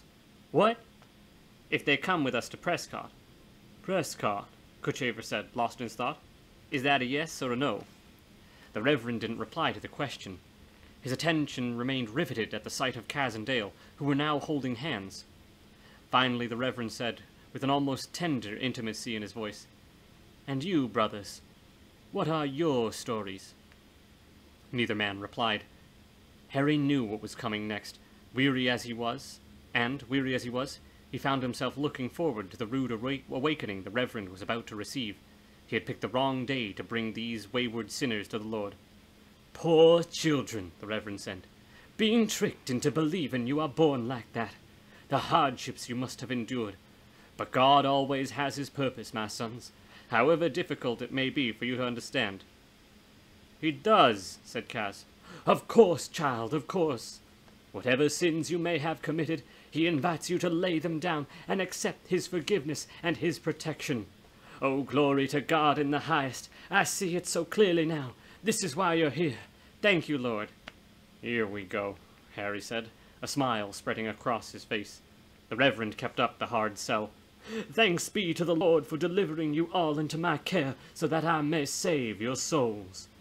Now it was Kaz who groaned. "God never tests us beyond what we can bear," the Reverend continued. "I promise you, sure as I sit here before you, if you do not repent, you will never see the light of heaven. But I can save you. There is still time. Do you bewish to this saved from the flames of hell?" "There is no hell," Harry said. "Not anymore." "Oh, but there is," the Reverend said. "I have had many visions of that place. I have witnessed its furnaces. I have counted its chimneys. I have watched damned sodomites like you," he pointed at Kaz, "and you, Nowitdale, driven by demons whose faces were foul beyond words." "Scary," Harry said. "It is, and I swear by the blood of Christ, the devil is in you, is in all of you. But in Christ's name, I can drive him out. I can—" The Reverend was interrupted by the sound of Harry laughing. "Jesus Christ. Ever heard the expression, know your audience?" Harry said, the air in the limo growing thick. "I swear on the soul of that dear woman sitting next to you, that we just came from hell, the hell you're describing. We followed a demon there to bring my friend back. We saw populations destroyed by a plague fog. We saw armies wiped out by magical workings. We saw the devil himself, dead and then resurrected as he rode a gargantuan sea beast in the sky, where he cracked open the roof of hell and brought the sky down on everyone's head. We barely escaped with our lives. We're hungry, we're beaten, we're in mourning. We don't have the patience for a sermon right now. Rev, so either shut the fuck up or get the fuck out, because this car is going to New York." The Reverend stammered. Driver!" The Reverend violently slapped at the glass partition that separated the driver from the rest of his vehicle. "Driver!" "Is everything okay back there?" the driver called back. "No!" Welford said, his voice shrill. "Stop the car!" The driver dutifully eased the vehicle over to the side of the highway and got out, slamming his door, then walked the length of the vehicle to open the Reverend's door. The driver bent low and peered into the limo. He found everyone sitting politely in their seat. "What's the problem, Reverend?" "These travelers are beyond hope, destined for hell, and content to drag every living soul they encounter with them." "Of course they are," said the driver, placating his boss. "So, what, you want them out?" "Yes!" screamed the Reverend. The driver threw the passengers a sympathetic look. "All right, you heard the Reverend. You're out." "We're going to New York," Harry said. "Don't get smart with me, guy. This here's the Reverend's ride, and he's going to Prescott, and then on to, I forget whatever the hell comes next, but New York is not on the list, so you need to find yourselves a different ride." "Or a different driver," Kaz said from behind the driver's back. He had slipped out of the passenger's side while the driver made his way to the back of the limo, and he had not emerged from hell without his knife. He waved it at the driver, whose response was quick and unequivocal. "Take the car. Just don't hurt me, okay? I got 5 kids. No wife, but 5 fucking kids. You want to see? I got pictures." He reached in his jacket. "I'm sure you're an excellent breeder," Kaz said, "but I don't need pictures of the kids. I just need you to help the Reverend out of the car." "Out? Oh, he can stay, but I don't think he wants—" Oh, I'm messing up all the voices. "Oh, he can stay, but I don't think he wants to ride all the way to New York with a car full of unrepentant sinners." The Reverend didn't need Kaz to repeat himself. He had the answer already in mind. "Get me the fuck out of this car," he said. "It's not going to New York. It's going to the Lake of Fire, and I don't want to be riding in it when it gets there." He stuck out his overly bejeweled, fat-fingered hand. "Help me, Jimmy, or Julius, whatever the fuck your name is." "Frederick, just get me the fuck out of this car." Please don't take the Savior's name in vain, Reverend," Kaz said. Fuck you," the Reverend said. The Reverend reached up, and might have caught hold of the door, if Kaz hadn't found his hand first, and, supplementing Frederick's strength, hauled all 307 pounds of Reverend Cuchhaver up out of the considerable depression he'd made in the limo seat. Once they had the worst of the work done, Frederick let go of his half of the burden, and Kaz took the hint and did the same. The Reverend loosed a shrill shout and went down on his hands and knees in the litter of the rock shards at the edge of the highway. Wellsford, you idiot! Where are you? I fell down. Help me up, or I swear to Christ I will fire you and make goddamn sure that no one will hire you if you live to be 150. Wellsford scrambled to help his beloved employer and preened over him like a sycophantic lover. The sight was enough to make Kaz laugh out loud. "What's so fucking funny?" the Reverend demanded of Kaz as Wellsford fussed over him, brushing the dirt from his suit with the short little strokes of his hand. "It's an inside joke," Kaz said. "Oh yeah, and I'll be needing everyone's phones, of course." Once all forms of communications had been confiscated, Kaz climbed into the driver's seat, then rolled down a window and drove off, leading the sanctimonious Reverend and his staff in the Arizona dust. "Kaz," Harry said as the car barreled down the length of highway. "Yes, Harold?" "God bless you."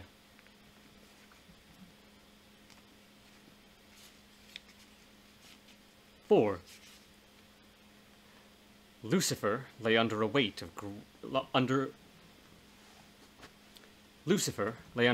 weight of shattered stone, his body so exquisitely knitted that it had remained whole beneath the fall of hell's heavens. The voices that stirred him from his comatose state were not human.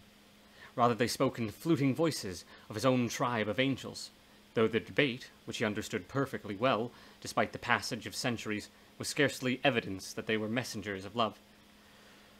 "We should have been here to see this, Bathriat. Someone should have been keeping an eye on things and raised the alarm the moment the stone became unstable. I would have wanted a seat for this. Can you imagine the panic, the screaming, and the praying?" "Demons don't pray, Thaki." "Of course they pray." "You're really a cretin, are you? Who the fuck do they pray to? They had a leader, some rebel. Shite, I don't remember his name. You know me and names. He was a dickhead, and everybody says so. An old bitch tits kicked him down here. He started some kind of rebellion." "Lucifer?" "That's the one. Lucifer. They prayed to Lucifer." "Why? Didn't he build this place?" "So? Who cares?" "I care." "You care? About someone other than yourself? What kind of shite is that?" "I'm not saying I care as in tears and lamentations care. I care that the fuckwit who had this come to pass, and it's a big job. I'm saying that whoever this selfish fuckwit was, that he could have told a few friends, and we could have all been sitting in the sidelines, watching the slaughter like civilized creatures. Instead, we're standing around doing nothing in a state of ignorance." "Shut up, will you?" "I can do whatever—" "Shut your mouth, brother, and open your eyes. Do you see that? Do you see what I see? There, under the rock." At that, Lucifer drew a deep breath, and the massive stone that pressed down on his body loosed a single loud crack as it split from end to end. "God in heaven," the one called Bathriat said. The two angels looked up at Lucifer. Their natures were not capable of shame. What could perfect beings such as they ever have to be ashamed of? But their instincts, however coarsened by lack of use as they were, told them that this was no ordinary demon. "It's him," Bathriat said. "But he looks so—" "Shut up, brother," Bathriat hissed. Be best if you keep your opinions to yourself." "You're not afraid of him, are you? I said shut the mouth." "You know what? Fuck you," Thaki said, and then turning to Lucifer, and especially fuck you, Lucifer, almighty. We were having a fine time till you showed up." Having spoken his mind, the angel started to turn away, but one word uttered by Lucifer, "Don't," was enough to stop the angel in mid-motion. "What?" said Thaki. "You are numbered among the dead, angel," Lucifer said. "I am?" Thaki said. Thaki looked puzzled, and then smiled in blissful adoration, and ceased. The energies from which he had been nurtured, inheriting their willfulness and their lusts and their escalating confusions, immediately began to vacate his body and go in search of new pastures to seed. The light in the warm flesh of his muscles flickered out, and all the strength in him perished. He curled in upon himself, his head becoming elongated and shrinking as he collapsed like a building set with charges. If there was any pain in his demise, he let out no complaint. The other angel, whose skin was subtly imprinted with what looked like eyes, delineated in red with black irises, blinked in acceptance. "It's boring, day after day," the creature said. "I get the feeling that anything would be preferable to this." "Anything?" "Yes," the angel said, deliberately providing the executioner with his cue. "Dead," Lucifer said. The other angel nodded, curling in upon himself, was unmade twice as quickly. Lucifer climbed up to the tallest pinnacle of the sky stone and did his best to assess his whereabouts, but it was by no means easy. The deluge of fractured stone had effectively flattened every last topographical detail that might have helped him work out where he was and in which direction he had a hope of marking an unseen departure. He had no desire to find any others here. He simply wanted anonymity for a while, to sit in a quiet place and try to figure out what to do with the unwanted resurrection that had been gifted to him. But first, he needed to get up and out of a hell's wasteland without drawing any further attention to himself. The number of angelic presences here was growing. He saw them stepping down out of the darkness, all around him, eager to witness the ruins of hell. He took advantage of their morbidity, plotting a path of departure that would keep him from the grisly sights that drew the angel's clammy attentions, and instead took him away through the narrow cracks between the heaped stones. Once he'd put some distance between himself and the worst of it, it was easy. He found a dead soldier in a robe that was large enough for him to envelop himself. He removed the soldier's clothing and wrapped it around his own body to keep the light in his flesh from attracting the gaze of the curious as he made his way up and out of hell and into the world of men. 5. Demore sat in darkness. Whatever the time, day or night, darkness. Being blind in hell seemed scarcely real, but once he got back into New York, back into his apartment, and later his office, he began to comprehend how merciless the Hell Priest's final curse on him had been. Like everyone blessed with the gift of sight, he had taken it for granted. He had lived with his eyes. They had made it possible for him to exist in the eternal present. As long as he could see ahead, he could at least attempt not to look back.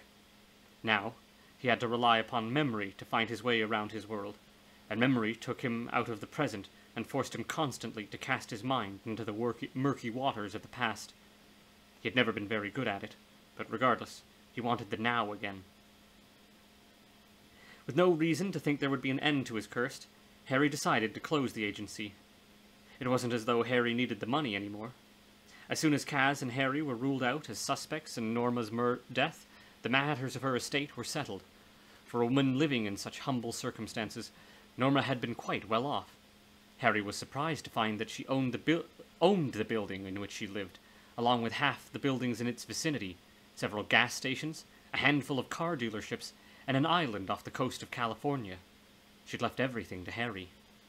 Still, even with his newfound wealth, the decision to close up shop was brutal on Harry, and Kaz was his only lifeline to sanity. When the decision was finally made, they went to Harry's office together and ran through the jobs that had still been outstanding when they'd taken off in pursuit of Norma. There were a couple that Harry felt he'd virtually wrapped up, and we'd be able to finish with Kaz there to give him some help. But most of the jobs were simply not feasible in his blind state, and he made calls to all the clients in question, explaining that he had met with an accident and was unable to finish the job he'd accepted. Where there were advanced fees, he promised to return them. "It feels like I've died," he said to Kaz when he finished.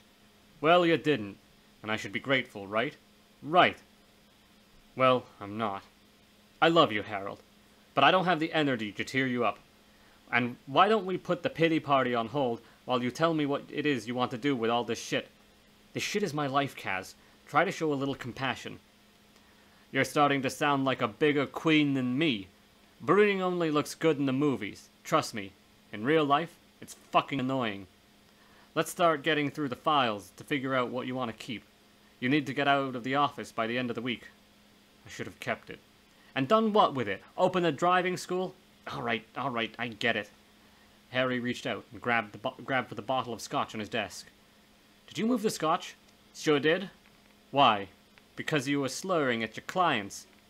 Harry sat for a moment, digesting Kaz's words, then changed the subject. How's the married life? Kinky, Kaz said. Dale is the best at all the Dale is the best thing that ever happened to me. You should call Lana. You guys have a lot in common. Mostly you're both stubborn assholes. Yep, said Harry, wishing he had something to swig. 6. The Sky Stone had broken into 3 massive parts, as far as the Hell Priest could discern. It shed pebbles no larger than his hand, and slabs as big enough to be minor moons. All of Hell had been virtually flattened by the falling sky, which left the Cenobite guessing his location as he traveled.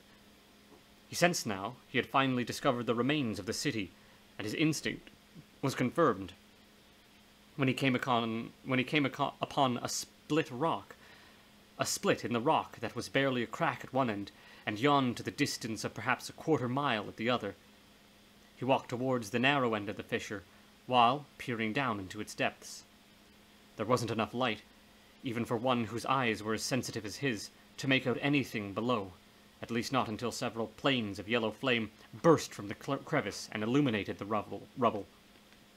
Here he saw the houses of the richest demons, the Crawley Crescent, with its perfect sweep of white marble houses that had once faced out towards an ancient stand of thescriat trees, to which legend attached the notion that should they ever ail, the city would also ail, and should they die, so then would the city. Here now was the proof, lying crushed at the bottom of the fissures and lit by the same fire that had illuminated its depths. He could see several thescriat branches, stripped of foliage and split, the sweet smell of their sap hanging in the air. The Hell Priest was not for the most part superstitious, but there were a few cases that crossed the boundaries of his distrust and had become a profound part of his understanding of the world. The legend of the thescriat trees had here been proved true. Strange to say, given that he'd witnessed the stone falling and known that nothing beneath could have survived, he had held on the remote idea that the stand of thescriat trees would have escaped by some miracle. But no, the sky had killed everything. And he had played a part in all this.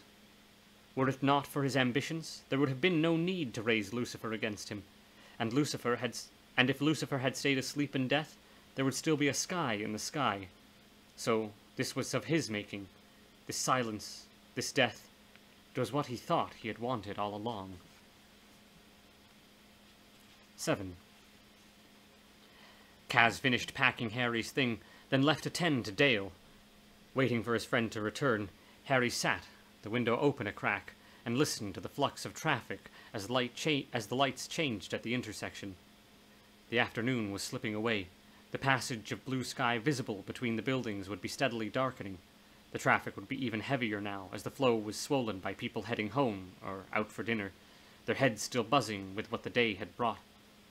Sure, work could be a pain in the ass, but it was purpose, and what was life? Any life? His life, without purpose? Nothing, he muttered to himself, and uncorking the scotch Kaz had finally relinquished upon leaving, put the bottle to his lips. As he did so, a glimmer of light appeared in the corner of his eye. He lowered the bottle, his heart suddenly beating quick time. He'd seen something. His sight wasn't extinguished after all. Very slowly, so as not to upset the healing going on in his head, he turned towards whatever was coming back into view. That's when he saw her. Norma? Hi, Harry. She looked healthy. More like the Norma Payne Harry had met so many years ago. Her body wasn't insubstantial, like some cheap Hollywood phantom. She was perfectly stolid, but it looked like she, and only she who had come in, but it was she, and only she who had come into view. a body framed by darkness. I can see you. Christ, I can see you. I always tried imagining what ghosts looked like to you, but I wasn't even close. Oh, Norma, I can't believe you're here. I don't know why I'm doing an accent suddenly. It's good to see you too, Harry. I've missed you. Can I hug you? I'm afraid not. We can sit here and talk as long as you want. I don't have a curfew, and I can come and go as I please. Come and go from where? That's between me and the architect of my new accommodations. Just know that I'm very comfortable where I am now, and believe me, it was worth waiting for. But I had to come back to see you, Harry. I missed you so much, and I have a few tips I want to pass on. Do's and don'ts, if you will, when dealing with the recently deceased. I thought I'd be dying of natural causes at 101. That's how my mama went when she died, and my grandmother too, so I was pretty damn certain I'd do the same. By which time I would have taught you everything I knew about, you know, getting the dead to move on. And you'd just take over from there. Wait, you can't contain your excitement, right? You get to save people who were kicked into the hereafter a little too suddenly. They're wandering around, half crazy, Harry, trying to find out what in the name of sweet Jesus they're supposed to do now. And good news, you're their only hope. Slow down, You certainly have your choice of offices, she said. A lot of them have a panoramic view of the city. Yeah, where the hell did all that money come from? I got a lot of money given to me over the years, Harry. All from relatives of dead folk I helped. They heard what I'd done for their family members and wanted to say thank you. I gave it all to you. I know, and that was entirely too generous, Norma. Generosity has nothing to do with it. I gave you that money so you could afford to do what you need to do. Don't make me take it back. I can do that, you know. You might have to. I don't think I can do what you're asking of me. You're feeling sorry for yourself again because of a little darkness in your life? I heard you with Kaz. He was right. All that brooding ain't healthy. Don't make me lecture you from beyond the grave. I've done enough of it already. Harry smiled. God, I missed that. But it has nothing to do with being blind, Norma. You made it look easy, but you're so much stronger than me. How does a lost soul help lost souls? Norma smiled, and the darkness in the room diminished. Who better, she said. And while you're thinking about it, open your blinds and look down. When I open that window, I'm going to see what you saw every day of your sightless life, aren't I? Maybe, she said, smiling. Harry turned his chair around and stood up, reaching with uncertain fingers for the cord of the antiquated Venetian blinds, which were knotted and truculent and near impossible to open, even when he had eyes to help him separate them. Today was no exception. Harry gave up tugging on the cords and reached down to lift the blinds with his hands. When he did so, he looked down at the street as Norma had requested, and he knew that nothing would ever be the same again. It felt like the bottom had dropped out beneath his feet, and he'd fallen 10 stories in the blink of an eye. They're everywhere, he said. Epilogue. Primia facie. Man cannot discover new oceans unless he has the courage to lose sight of the shore. André Gide, The Counterfeiters. Lucifer came up into a world with an unerring sense of how the lines of power were laid, and which was best to follow if he wanted to get into the heart of the human story, the same way he had so often in the early days. The lines converged on the city of Welcome, Arizona, where he'd lingered for 2 days to sit in on the trial of a man who'd murdered several children in the region and partaken of their flesh. There was nothing new about the spectacle. The parents of the dead children sat in court, pouring out wordless venom towards the murderer. The madman sought refuge in his madness, and outside the courtroom, demonstrators threw makeshift nooses over the branches of the sycamores that grew amid the square. When Lucifer was certain there was nothing for him here, he skipped unnoticed through the crowd, pausing to look up at the churning trees, their boughs creaking in the gusting wind that snatched away fall's early deaths. He was on his way again, following the flow of energies that seeped out from the ground. He knew already what city awaited him at the end of his journey. He'd seen its name many times in the newspapers he plucked out of trash cans or out from under the arm of some human being. New York, it was called, and all that he'd read about it made it seem like the greatest city in the known world, somewhere he could linger for a while and taste the times. For long distances he walked, because the line did not lie beside a highway, but when it did, he never waited for long. A woman driving alone picked him up, and he was still 300 miles from his destination. She said her name was Alice Morrow. They talked a little, of nothing of significance, then lapsed into silence. 10 minutes passed. Then Alice said, "I had a nightlight when I was little, which I kept beside my bed to make sure the boogeyman didn't get me. Your eyes have the same light in them, I swear." They stopped at a motel for one night, Alice paying for his room and food. He ate pizza. Thereafter, it would be all he ever ate. In the night, he lay naked on his bed and waited for her. She did not come immediately, but after 2 hours, she knocked at his door and said something about wanting to see his eyes in the dark. Alice and he had sexual congress 6 times before the dawn, and by the 5th, she was in love with him. In the middle of the next day, she asked him if he had a play to stay in New York, and when he told her no, she seemed happy, as if this confirmed the rightness of what she felt. They arrived in New York at 1 in the morning, the city an astonishment to Lucifer. Alice checked them into a hotel, promising tomorrow that she would take him out and buy him some good clothes. The long drive had exhausted her, but sleep would not come. She went to his room, where he was waiting, twin nightlights flickering in his head. "Who are you?" she asked him. "Nobody yet," he whispered. 2. The Cenobite was climbing the steps of the fortresses, which were littered with pieces of stone, but still climbable, when a shockwave passed through the air and ground. He could see bright bursts of gold and scarlet flame sprouting from the fissures in the stone that had demolished the city, the force of the eruptions sufficient to make the fissures gape, which unleashed still greater torrents of fire.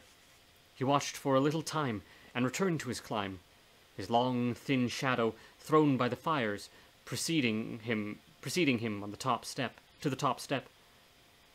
He was 2 steps shy of reaching the top when a second shock wave, much more violent than the first, erupted. The tremors didn't die away this time. They steadily became more powerful. Very cautiously, the Cenobite took a backward step, while keeping his eyes on the flame. The vista of stone, smoke, and tremors were changing in nature, the shocks giving way to tidal motions that had the scale of tsunami surf. Another shockwave threw him off his feet, and he fell. The cracked slab of the threshold dropped away beneath him into the throe of the wave, making his fall all the longer. When he landed, the bones of his face cracked in a dozen places, and the sudden rush of pain, which had been such a reliable source of pleasure in the years long gone, was now only agony. His system rebelled. His body was marked by his own tsunamis, driving deep into the cantankerous pit of his stomach, and deeper still into his gut, where rot turned to shards of stone. It was as if his body were attempting to turn itself inside out. He loosed a sound that was part belch, part sob, and then vomited, a rush of blood that was nearly black and thick as phlegm. Through the noise of its splattering, he heard a far deeper sound, and some fraction of him that was able, even in the midst of this violent decay, to assess circumstances, was with detached thoughts. That's the end beginning. The violence of his vomiting left him powerless to control his body. His battered face so distrusted by his scream that his lips tore like wet paper. There was nothing left in him now except the last hope of willing his eyes to open, so that he might look to see whatever final vision hell had for him. He drew every last mote of will from the furrows of his collapsing body, and gathered them, turning them towards a single purpose. "I will open my eyes," he ordered himself. Reluctantly, his body obeyed. He unstuck his lids, sealed with the grey glue of his dissolving flesh, and focused his eyes on whatever was in front of him. He had a whole panorama in view, the flames emptying to a higher point than ever, and the motion in the ground putting new stresses on the stone. He had been watching for just a few seconds when the tidal shifts in the ground abruptly ceased, the thundering that accompanied them ceasing at the same instant. The Hell Priest's pulse quickened in anticipation of whatever lay on the far side of this silence. It came soon enough, a simple sound, as if some immense blow struck the tormented ground. It caused the pieces of stone that had crushed the city to be lifted off their bed of rubble, their vast weight effortlessly thrown up by the power unleashed in that single blow. At the top of their ascent, they seemed to pause for a beat. Then they dropped, their magnitude so great the ground upon which the city had been raised simply cracked as the stones bearing the city's remains started their descent. The fires found the mother lode of whatever fuel had fed them, and the geysers of flame leaped so high they would have licked the sky if it had still been there. The burst of light illuminated the cataclysm below with brutal clarity, but there was nothing down there left to witness, just stones falling away with the abyss. The Cenobite looked at the fire instead, and in that instant the fire looked back at him. He was watching, he knew, the unmaking of hell. The place was being wiped away by some great invisible hand. Perhaps it would be rebuilt. Perhaps a new system would be put in place. It was not for him to know. The thoughts contented him. He had challenged a higher power, and he had lost. It was the natural order of things. In that challenge, he had wreaked havoc, and now he was dying, along with everything else in this contemptible place. Content in the knowledge that his legacy would forever be one of agony and loss, he opened himself to oblivion. His eyelids closed, buckled, really, the bones in his face so fragile they shattered under the weight of his very lids as he dropped at the threshold of existence. His last breath had already left him, and as he fell, life did the same.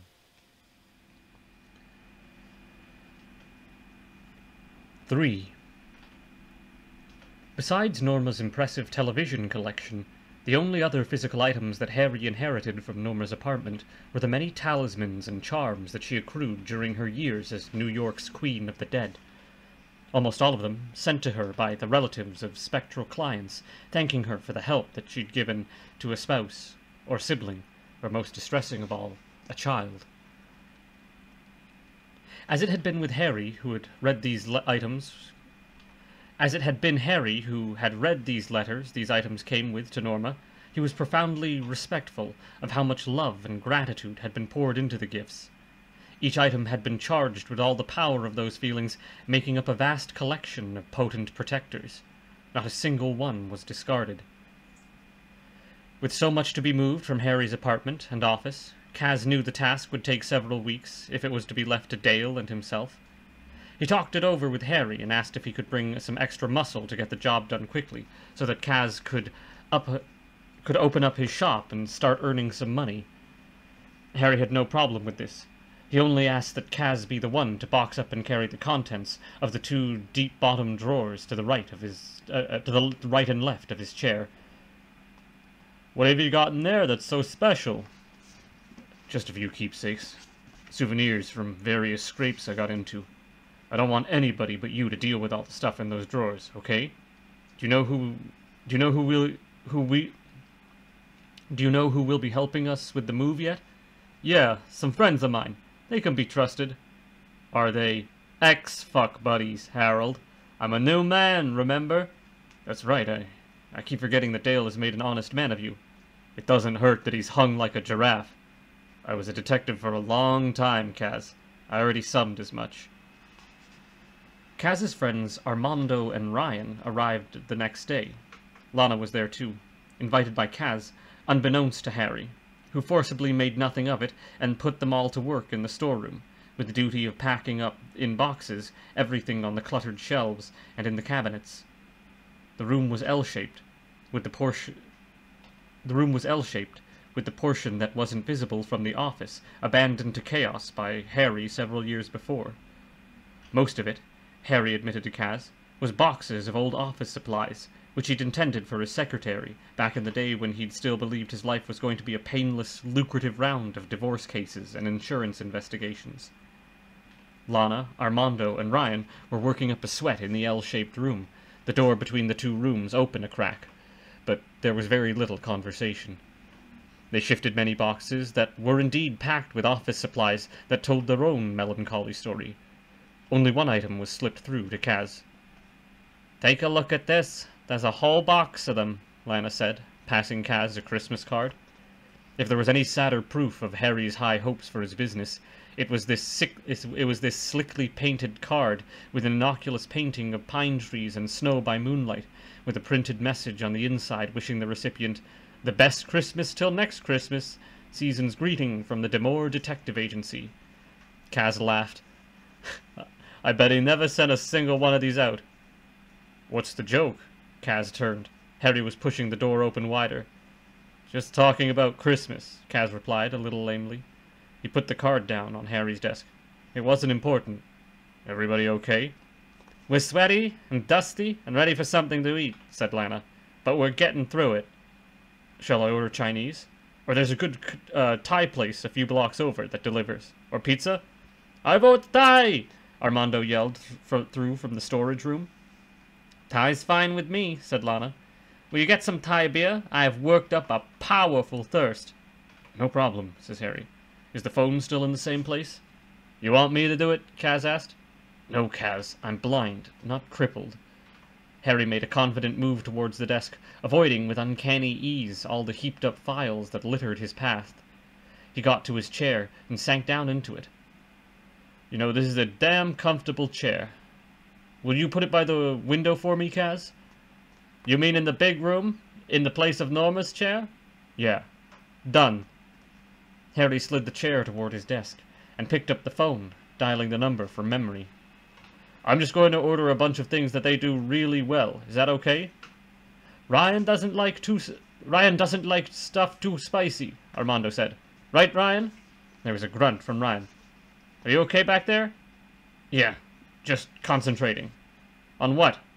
"Nothing. Just make sure it isn't too spicy." "Already noted," Harry said. "Damn." He put the phone down. Dialed the wrong number. He pulled the phone over so it was right in front of him and ran his fingers over the button. "Why the hell did I do that? My head feels..." He stopped. "You need me to check the number?" Kaz said. "Listen," Harry murmured. "You hear that?" "What?" "That tinkling music." Harry stood up, dropping the receiver on the desk beside the phone. "You don't hear it? Kaz? Lana?" He was moving around the other side of the desk towards the stockroom door, kicking over several piles of paperwork in his haste. Lana opened the door as wide as she could, squashing the garbage behind it against the wall. "Be careful," she said to Harry. "The floor's covered..." Too late. Harry's foot caught on one of the boxes, and he stumbled forward, dropping onto his hands and knees in the litter of envelopes and rubber bands that had spilled from the box he'd kicked. "Oh God, Harry!" Lana said. "Are you okay?" "I'm fine." He reached out to his right, memory guiding his fingers to the handle of the top drawer of the much-dented filing cabinet. The drawer was unlocked, however, and empty. It slid out, and Harry would have hit the floor a second time if Lana hadn't thrown her weight against the drawer and slammed it closed. There was still a moment while Harry regained his equilibrium. The music continued its tintinnabulation, the sticky, sweet little cycle of melody quickening like a madhouse waltz. "Where's Ryan?" Harry said. "He's in the back there," Armando told him. Armando was talking from the corner of the room, Harry guessed, a vantage point from which he could have both Harry and Ryan in view. The far end of the room was the most chaotic. 4 black plastic garbage bags disgorged notes without files, and files without notes, discarded cameras that had been thrown in a box, along with hundreds of rolls of exposed but undeveloped film. And buried behind all this chaos, a few items that Harry had felt obliged to hang on to, but hadn't wanted to think about every day because they had unpleasant association.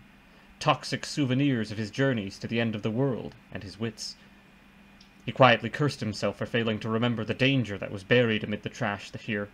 A scalpel he'd confiscated from a demon who'd caused mischief by passing itself off as a cut-rate plastic surgeon. Some keepsakes from a demonic casino he had closed. He held on to all of these, but... "No," Harry whispered. "That's not possible. I left it in Louisiana." Harry had cautiously found his way round the corner now. It was unmistakable.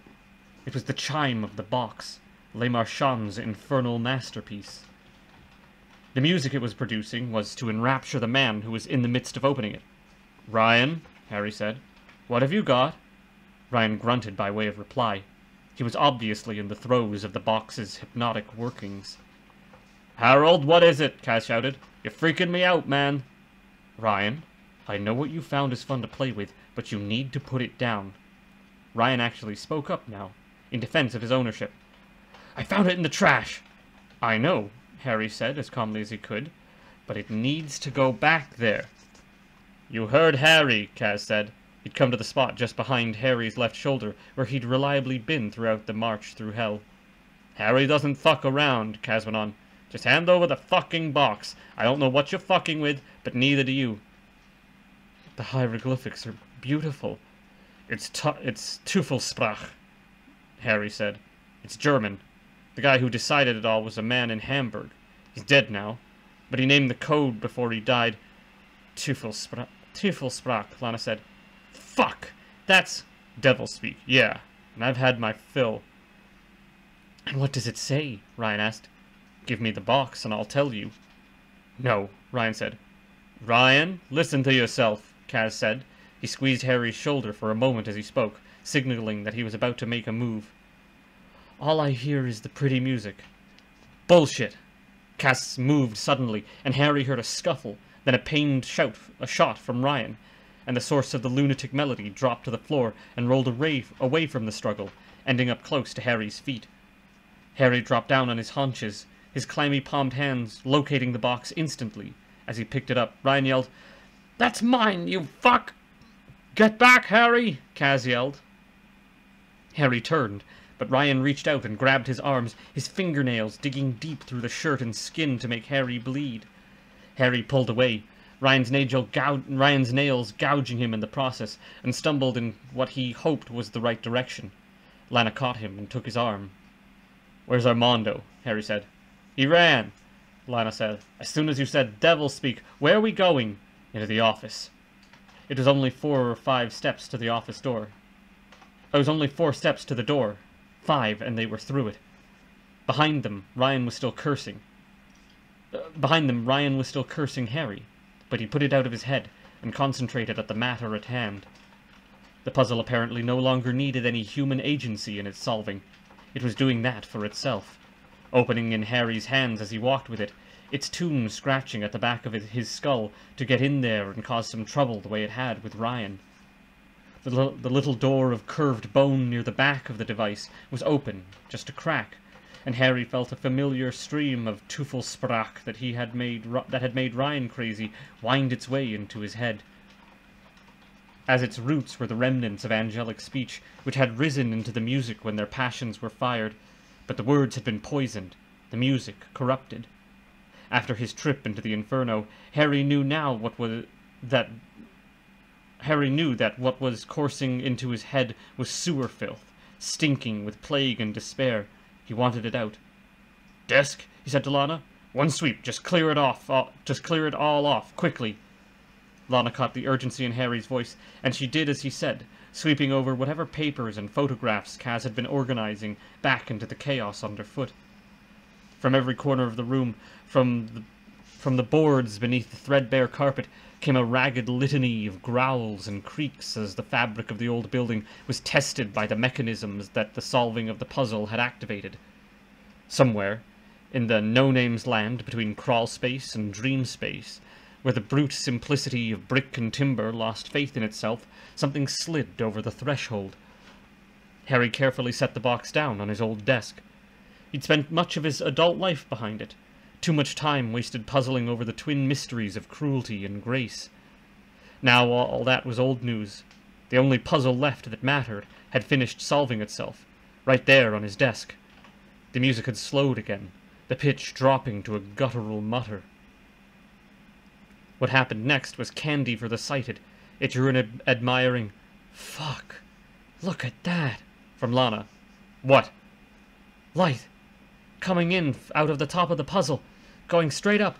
And bright. Wait. It's dropping. Keep clear of it. It's nowhere near either of us. It's sliding down onto the wall where your big map of New York is pinned up. Now it's stopped." "Describe it." "It's just a long, narrow line of light. One end at the bottom of the wall, the other 6 feet up. A bit higher, maybe. What is this?" "A door. To hell. Open just a crack." "Another one?" Lana said. "Kaz!" "I'm right here," Kaz said. He was at the door between the rooms. "Have you got Ryan?" Harry asked. "More or less. He's subdued." "Get him out of here. Get everyone out." "No, fuck this. We did our time. They can't do this to us again." "I don't think it works like that. Tell me, what's going on through there?" "The light's dying away," Lana said. "It got really bright for a second, and now it's fading. Maybe you stopped it before it got going?" "No." The solid structure of the room didn't greet the door's defiant appearance in the midst without complaint. Bricks, forced askew to accommodate the trespassing door, had cracked from bottom to top, and now ground their broken halves together. Black lightning fractures crossed the ceiling and zigzagged down the walls, flakes of paint shed from overhead flickering as they fell. A gust of wind, befouled by the stench of rot, blew in from hell and caught the door as it came, throwing it open. The room complained vehemently, having to suddenly make room for the entire door, the walls shaking in their fury, particularly the map wall, where the cracks were an inch wide around the doorframe. Timbers creaked and splintered as the comforting geometry of the real was recalculated by the supernatural. Brick dust ground into a fine red haze filed up in the room, the gusts from the other side making it curl and eddy. "What can you see through the door?" "Not much," Kaz said. "If I go to the threshold, will I get sucked back in?" "That's not how it worked for me," Harry said. "Shouldn't there be a bell? I remember you telling me there was a bell tolling." "Yeah," said Harry, "like a funeral bell." He lifted his head back, listening closely for the sound. It wasn't there. "No bells in hell?" he said. "No nothing in hell," Kaz said, peering over the portal.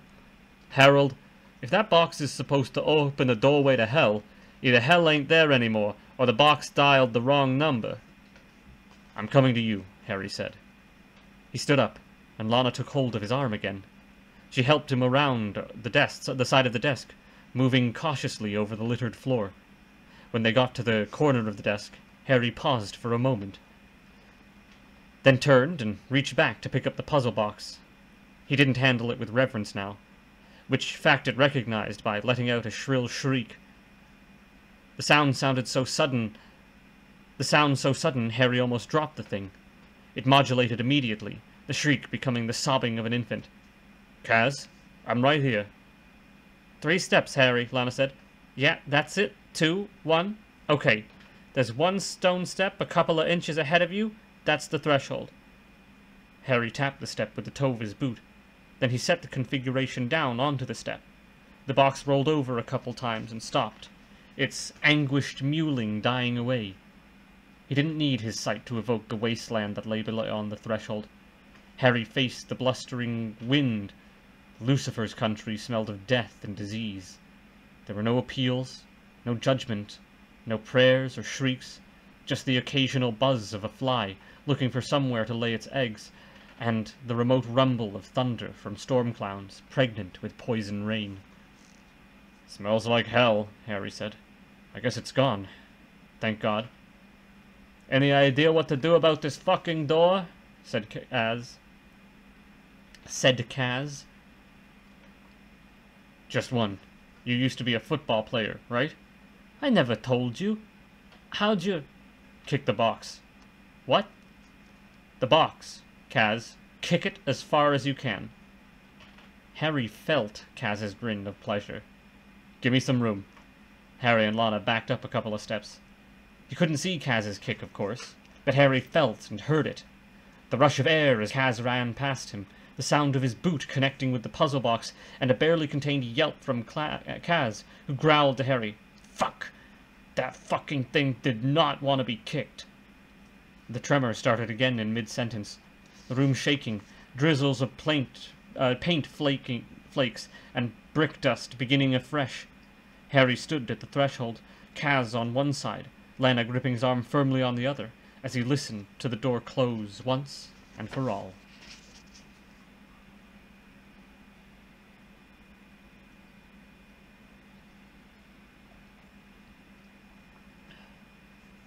"4.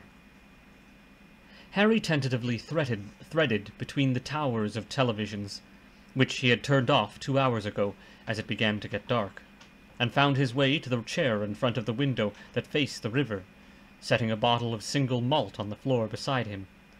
Harry had been given, at his request, a meticulous description of the view spread before him by Kaz, but before he could bring it into his mind's eye, something bright moved left to right across it.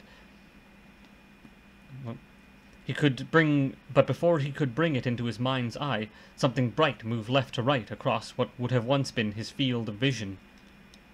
It had barely passed from a view when the second blur of light came after it. This time Harry followed it with his spirit sight to the corner of the room, and then lost it as it turned the corner, leaving for his study beads of luminosity shedding as it travelled out of sight. But even as they fell from sight, a massive shoal of bright forms burst into view, trailing his gaze back over to the left. The forms wove between one another as they came, and stopped in front of Harry's chair so that they could scrutinize him with their glistening eyes and allow him to have sight of them. They were the dead, of course, some still wearing their fatalities like ragged insignia on their bright anatomies.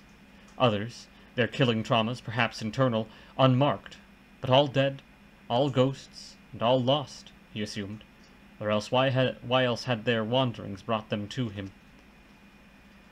Norma had given him 2 5-hour-long lessons on how to deal with his deceased visitors when they came.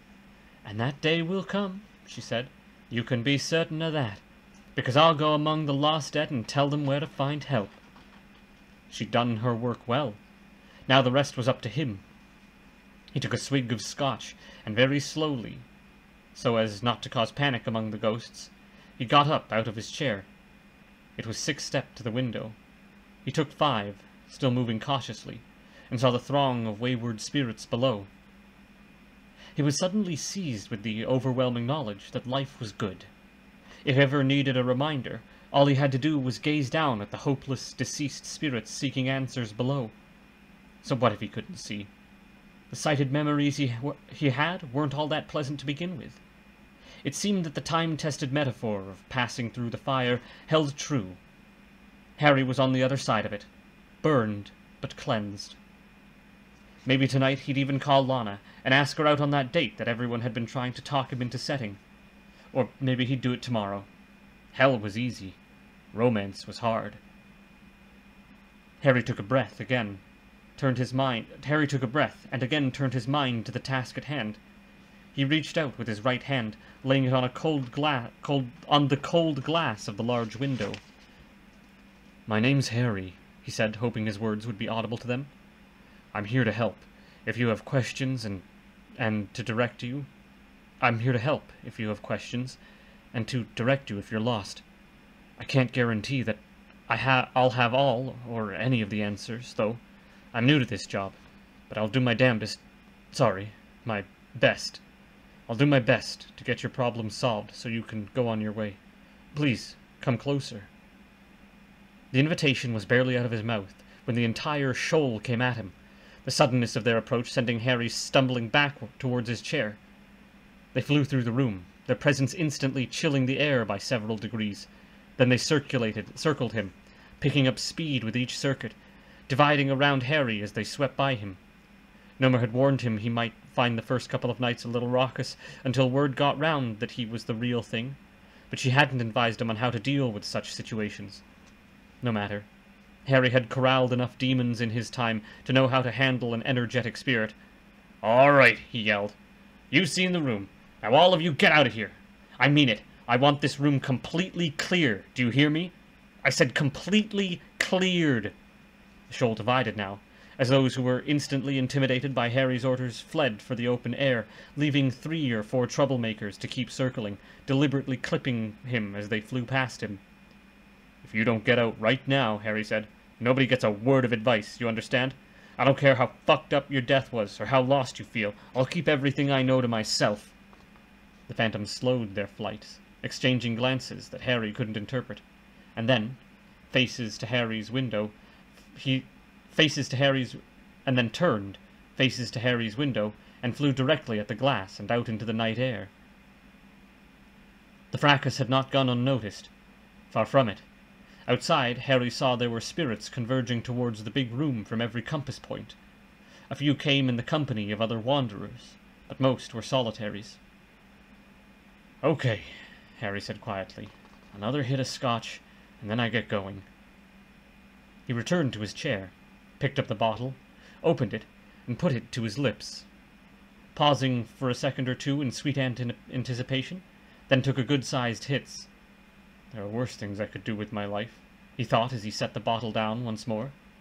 Then he turned to look at the window, and caught sight of the most distressing of his visitors he'd yet witnessed. A woman, with a child at her side. A boy, Harry thought, though he couldn't be sure as the crowd eclipsed them too quickly. He sat down and surveyed the many faces before him. How many were there now? 40? 50? He wouldn't get through them all tonight. A lot of them would have to wait until tomorrow, by which time, of course, word would have spread, and there'd be plenty of new wanderers. No wonder Norma had been so covetous of her brandy, and so happy to have her televisions on hand, to give her some time to herself and drown out the din of needy souls. There was a hectic motion in the crowd, and a child, surely the boy he'd seen, with the woman at his side, slipped through. "Welcome," Harry said. "Please, come in." "What about my Aunt Anna? She's very well behaved." "She can come too."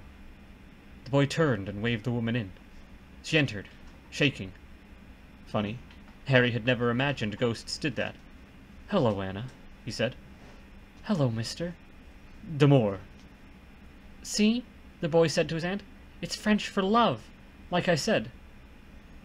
"I lost my faith for a little while out there," the woman said. "I didn't think there was anybody to help us." "There wasn't for a while," said Harry.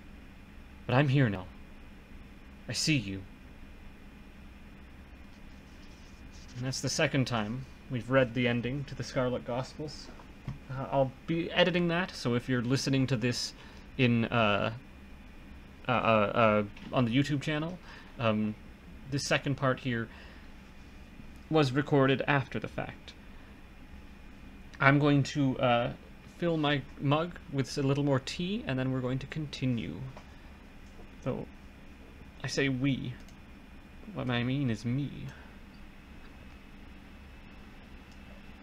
Alright.